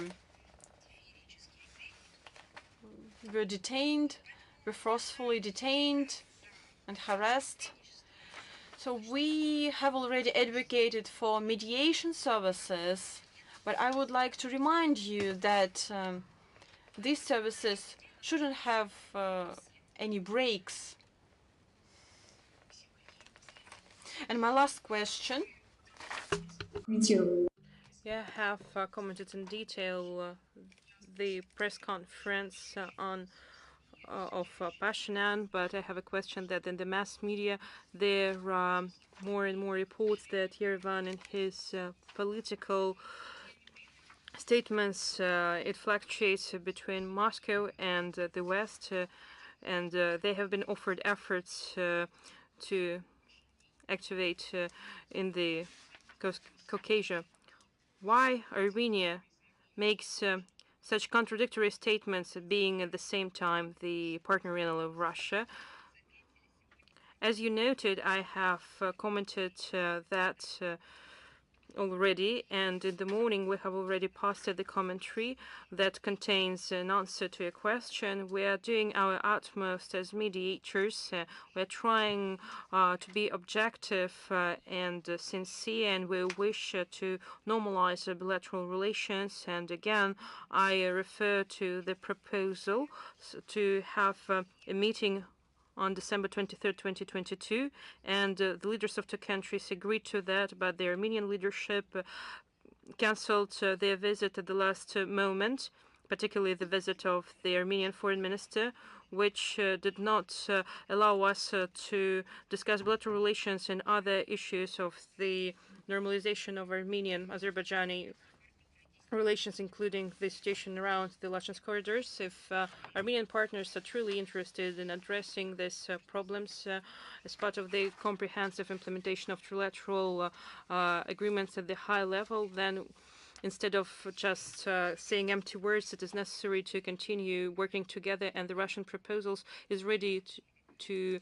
provide a platform for the Armenian-Azerbaijani talks on making the peace agreement, and it remains in force. That's what I can say, answering your question. But what about the fluctuations? But we have already posed a question in our comment that we have questions not about one aspect. We see several aspects in their discrepancies, and these are serious, sensitive issues, and we see serious differences in their assessments that's relevant for Armenia's security and regional security at large. This is why we are talking about it. I draw your attention to the fact that in our work we do not only speak publicly at the tribune, but we maintain contact with partners 24/7, and we are trying to clarify the Armenia's position through official position of Armenia, to understand their position, because there are principled matters, and that's why Armenia should have a principled position that probably there could be some reservations, but there shouldn't be principled changes in that position. Thank you. Thank you very much. Chinese Media Corporation, CGTN, are you here with us? Hello, we have 3 questions. Recently, many foreign organizations have elevated their expectations with regard to the economic growth of China in 2023, and what do you see the prospects of the economic development of China, and what is the role in restoring economy, and how the adapted policy of China played its role? I think it's not the foreign minister's competence to comment and to assess the economic development of China. And China is a large trading partner of Russia, and we have comprehensive partnership and strategic interaction with this country. We're interested in a powerful and dynamically development China and strengthening and diversifying our multifaceted practical ties. And we positively view the decision of China to gradually remove anti-epidemic restrictions, including the trans-border movements of citizens and transportation of cargo, and we're ready to work with partners to ensure the further intensification of Russia-China trade and economic cooperation, and to resume the large-scale exchanges between our peoples in the agreed regime. Earlier, you have touched on the fact that Ukraine is going to receive offensive weapons, but at the same time, we're not talking about striking weapons, but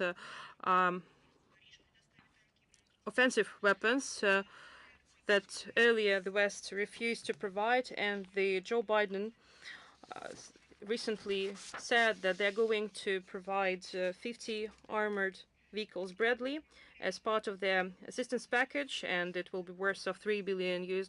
But at the same time, Washington and Paris stated that they're ready to provide Ukraine tanks, MX-10RC, and armored vehicles Bastion. Our positions that is unacceptable to provide any kinds of weapons to the zone where the special military operation is conducted by the provision of weapons by Western countries, and we regularly inform and state this position at the OSCE and the UN, and the US statements and the statements of their allies to expand the number of military items that are going to be provided to Ukraine are seen by Russia just as a deliberate line to protract the conflict, which will prolong the suffering of the Ukrainian people. I will repeat it for those who do not want to listen to that. This new systems will become legitimate targets for the Russian armed forces. On January 10, NATO and the European Union have signed a joint declaration on cooperation that is aimed at strengthening strategic partnership between parties in the intensified geopolitical competition in the globe. The press conference after signing this document, the NATO Secretary General Jens Stoltenberg mentioned that promoting strategic partnership between the alliance and the EU is important more than ever, and that NATO and EU will continue to strengthen their position, strengthen their support of Ukraine 2023. How could you comment that? We have published a commentary on the official website, and this declaration demonstrates that the European Union fully obeys to the NATO.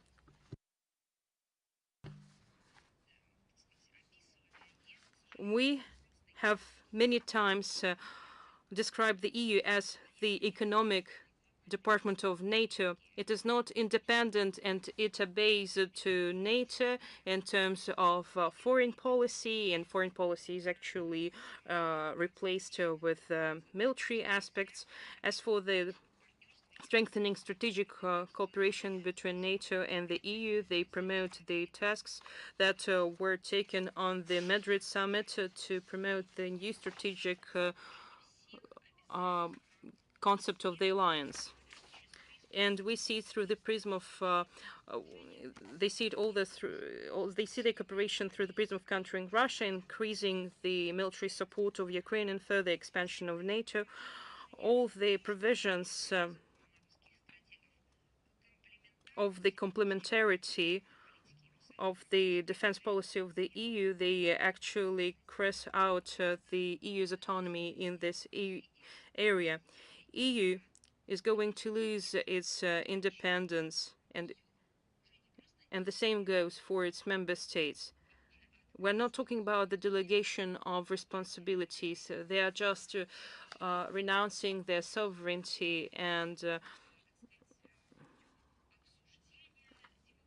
the EU is not going to take any decisions. There will be no debates, no discussions, and the older brothers, Washington itself, are going to write this scenario, and they are going to implement it.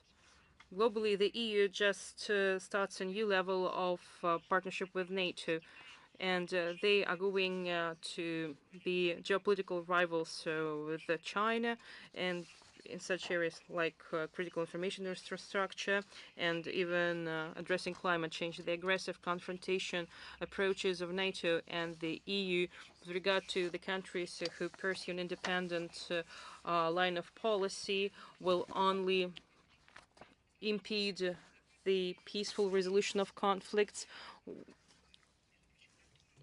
will lead to the perseverance of many security threats and risks.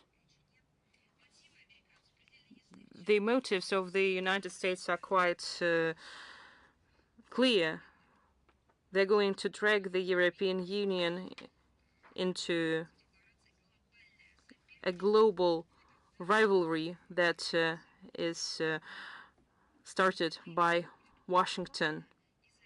And so Europeans will be the vassals of the United States, and they will lose their positions in the global policy and economy, and they will depend more and more on the United States.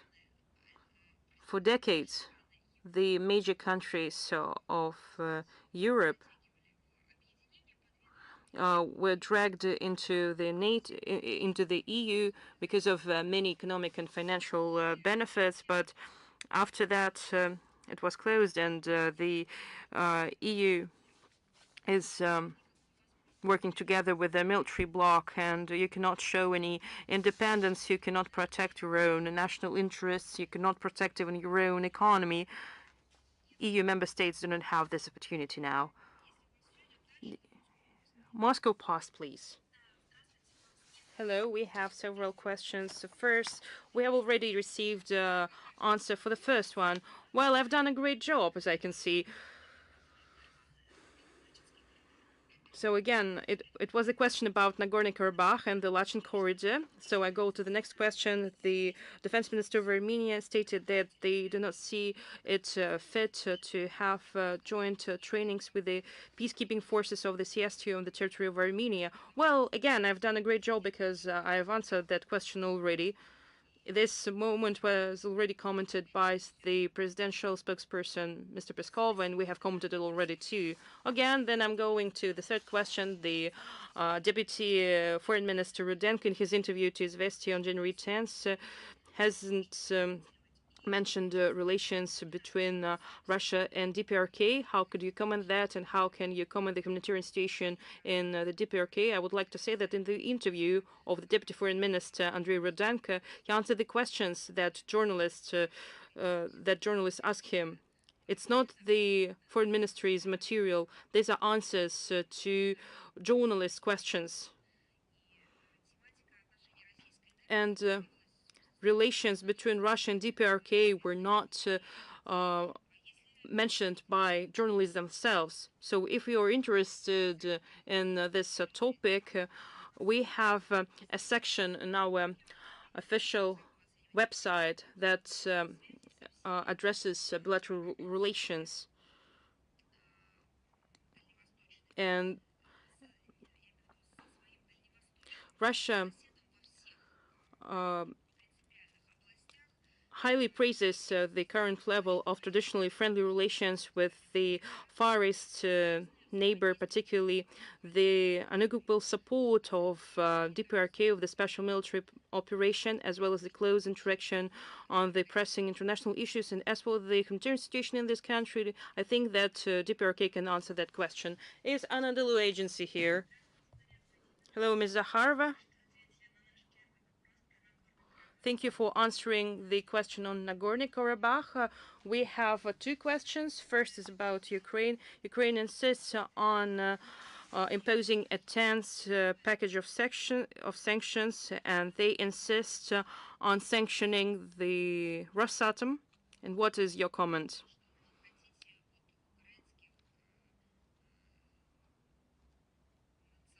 What do you want from Ukrainian nationalists, because every day their demands become more and more absurd? Thank you. And second question, American magazine Foreign Policy published a note where Turkey is providing cluster munitions to Ukraine.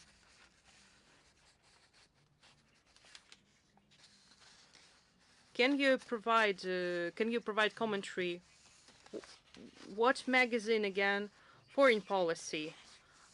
I needed to clarify this information because it actually falls into the competence of our military. But again, I will clarify and will provide you an answer later. Is Verelk here? Hello. Ms. Zakharova, you have partially answered my question. Well, anyway, you have something to ask. I believe that you do not see the essential part, and I'm going to say it to you. And we have provided materials in the official website and the social media accounts, there's many things that are still unclear in the Armenian position and the Armenia's approaches. And once they will clarify their approaches, and everything will become clear, and we will have an opportunity to answer practical matters, and we won't have to clarify the official position of Armenia. We are regularly talking about it. That's what I'm talking about. No one understands it, but it's not our fault. You have to ask Armenia. So now we have the 32nd day of blockade, and the electricity infrastructure was damaged, and people have no access to electricity. You mentioned that the confrontation should be addressed throughout the dialogue, but in their press conference, Azerbaijan has declared their goals, that all Armenians who want to leave Artsakh, the road is open for them. What is your comment, and how are you going to achieve the opening of the corridor? It is a difficult and complex issue, and if we are going to take statements and we'll try to give a response, it is just useless and will make everything complicated. We have a comprehensive position that have an international basis. We have necessary resources, and it is important to have a consent of all parties to the process, and we have to implement this. And this is why we call on Azerbaijan to show goodwill and reach compromise, and we are ready to help, we are ready to assist in implementing what was agreed. But if we are talking about the changes of the official position, we're not talking about serious changes, but we're talking about the changes of principled assessments that were given earlier. It's going to provide and create tensions in the future, because if people make obligations and respect them, that's one thing, but if they do not respect them, they need to say that their approaches have changed, and they need to do that publicly, honestly, and they need to explain it to their own people first of all. Diplomacy is quite an interesting thing, because it implies different methods of work, but today I have said this word so many times. They are principled matters. We're not talking about tactics or strategy. We are talking about the principled position of a state and the way how the state is developing it. And the second question, you have partially answered it, but anyway, I have a question. In the Armenian mass media, there is negative information that it is the Russian position that didn't allow to adopt the position. Even the ambassador of Azerbaijan in Belgium thanked Russia for the fact that the statement was not approved.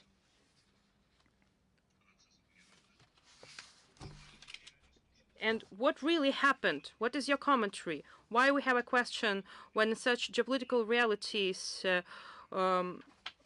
when we have Russian approaches, but at the same time there is the United Kingdom that takes the anti-Russian stance. We have commented this issue at great length, and particularly commented it in the initial part of the briefing.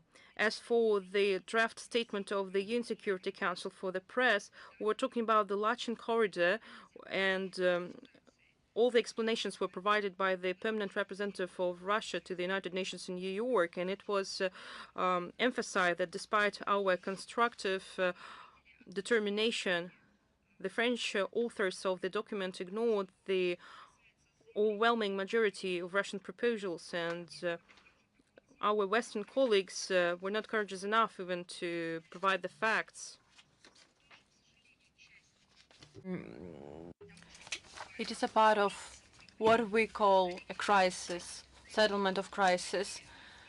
There are some provocations, some statements that hinder the process, that put our discussions apart, create new obstacles.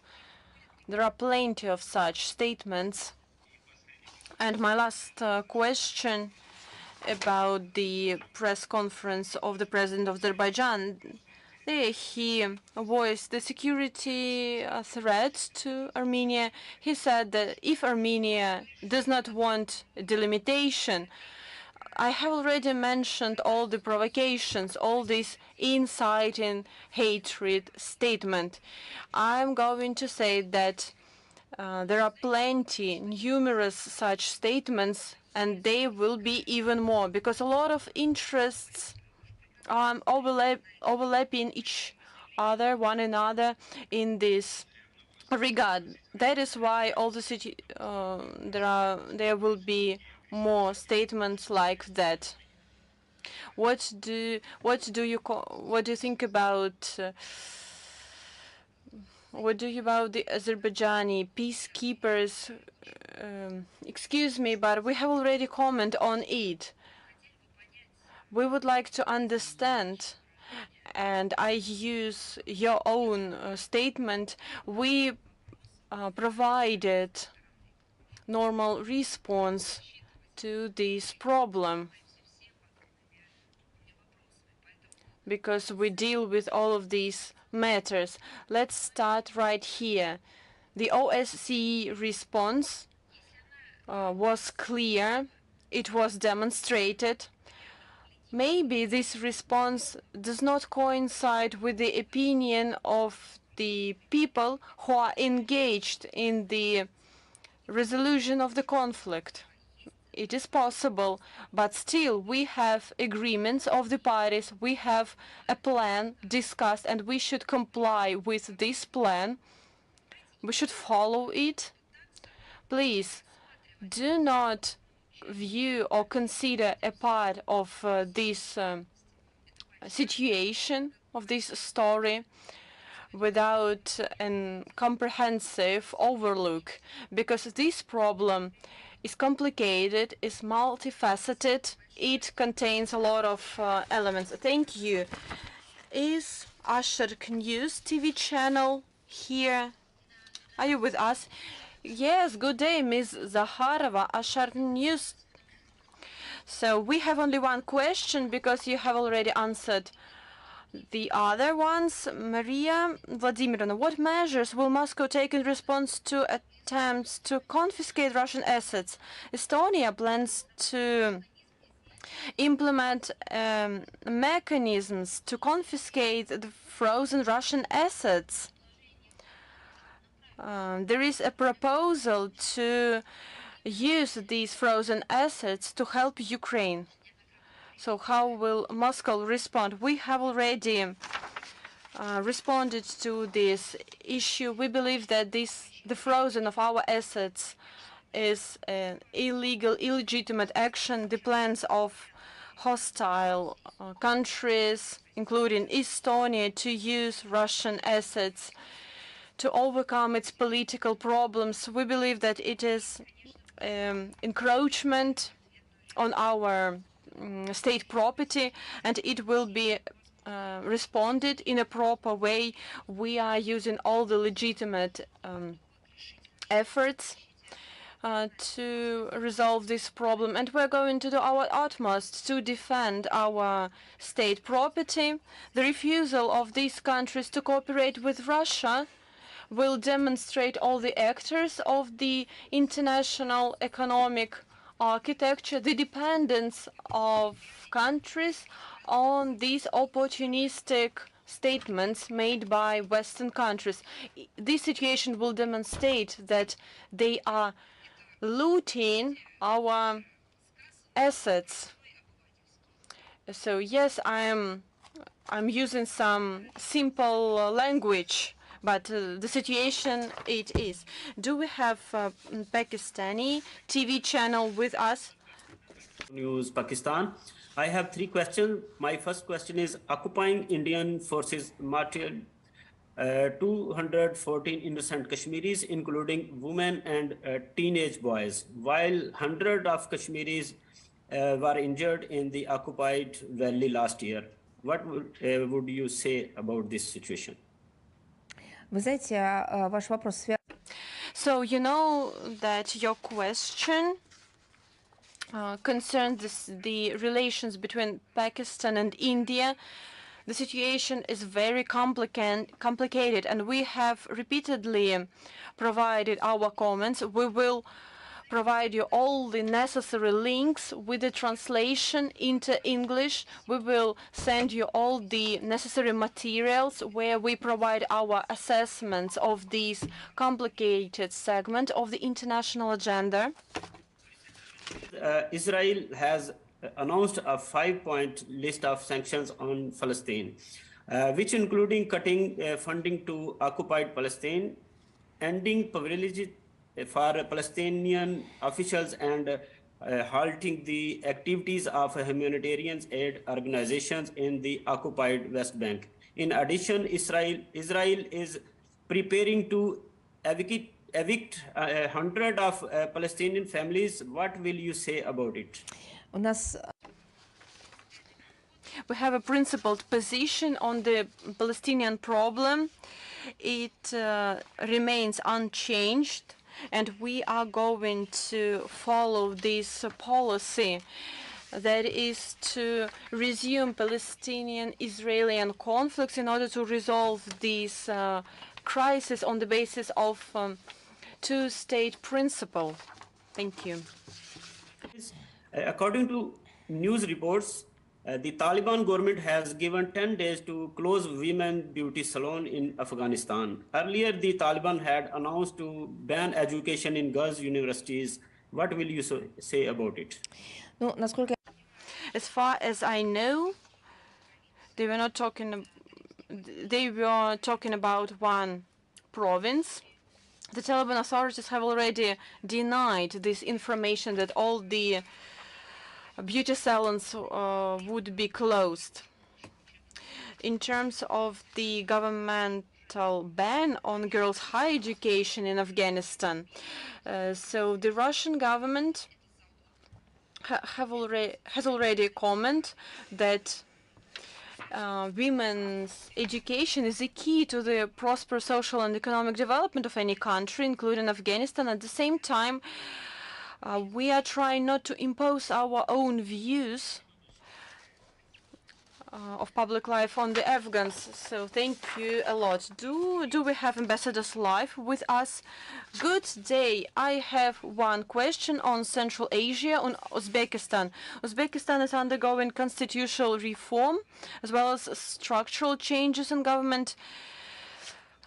A history of a new legal social Uzbekistan is created before our eyes. Today, the world community considers President of Uzbekistan not only as the main activist whose priority is to build a new Uzbekistan, but also at the initiator of the formation of a new Central Asia. How do you assess the global changes in constitutional reform in Uzbekistan? A new Minister of Foreign Affairs of Uzbekistan has been appointed.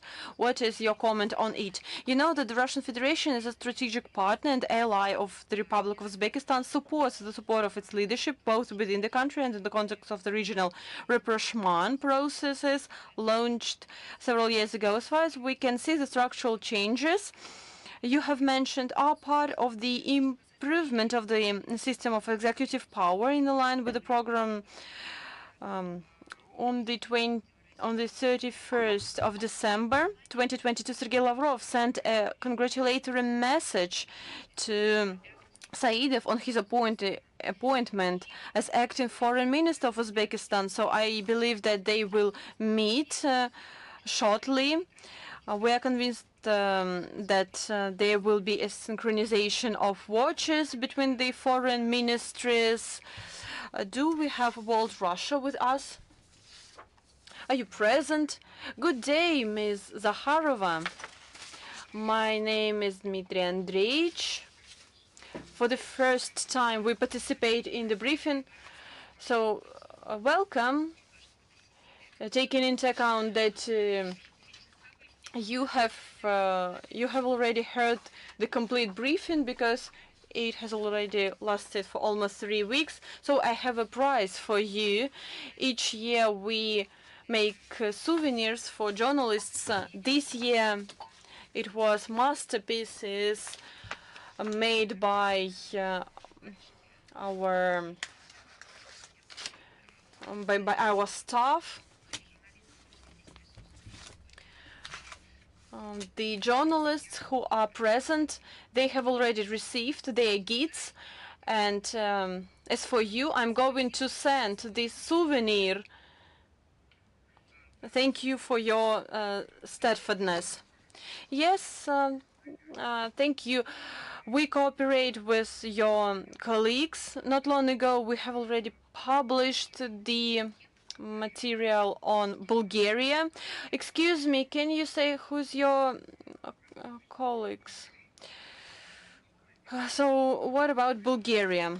Bulgaria.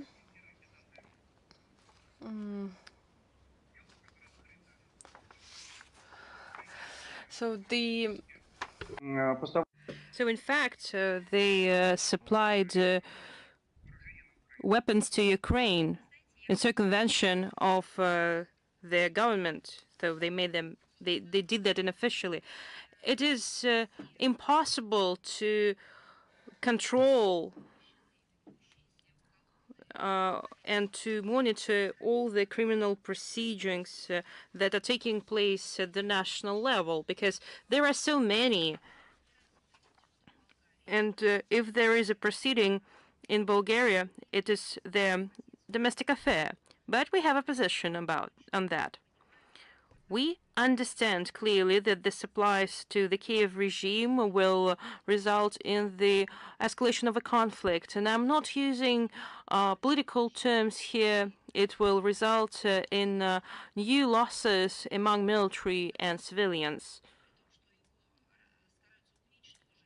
International law, which the collective West is trying to eliminate today, but still it exists, and there are many obligations with regard to the arms supplies.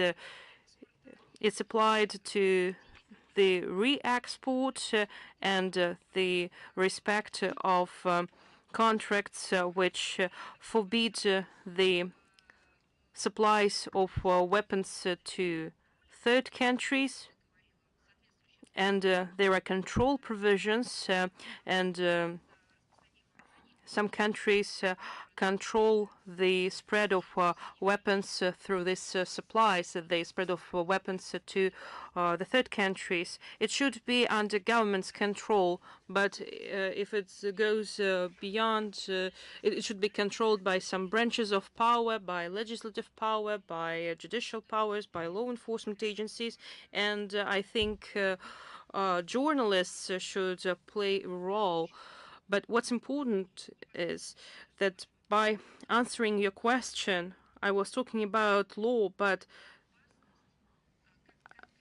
actually the security and safety of people, that's what matters. And I'm not talking about people living in Ukraine. I'm talking about people living in Europe. And I've mentioned that these weapons emerged in Chad, in Africa, which means that these weapons are going to emerge in some other part of the world. That's why it is important to ensure the security and safety of civilians. These things should dominate when people make decisions to provide weapons and when they control supplies. But unfortunately, security is not the primary principle in today's world. They prefer to dominate by fusing tensions, by escalating confrontations instead of sticking to rules of competition. we see that this trend is gaining ground in many areas. Thank you very much. If there are no questions, then I say you goodbye and see you next time. I wish you luck and well-being. Thank you very much.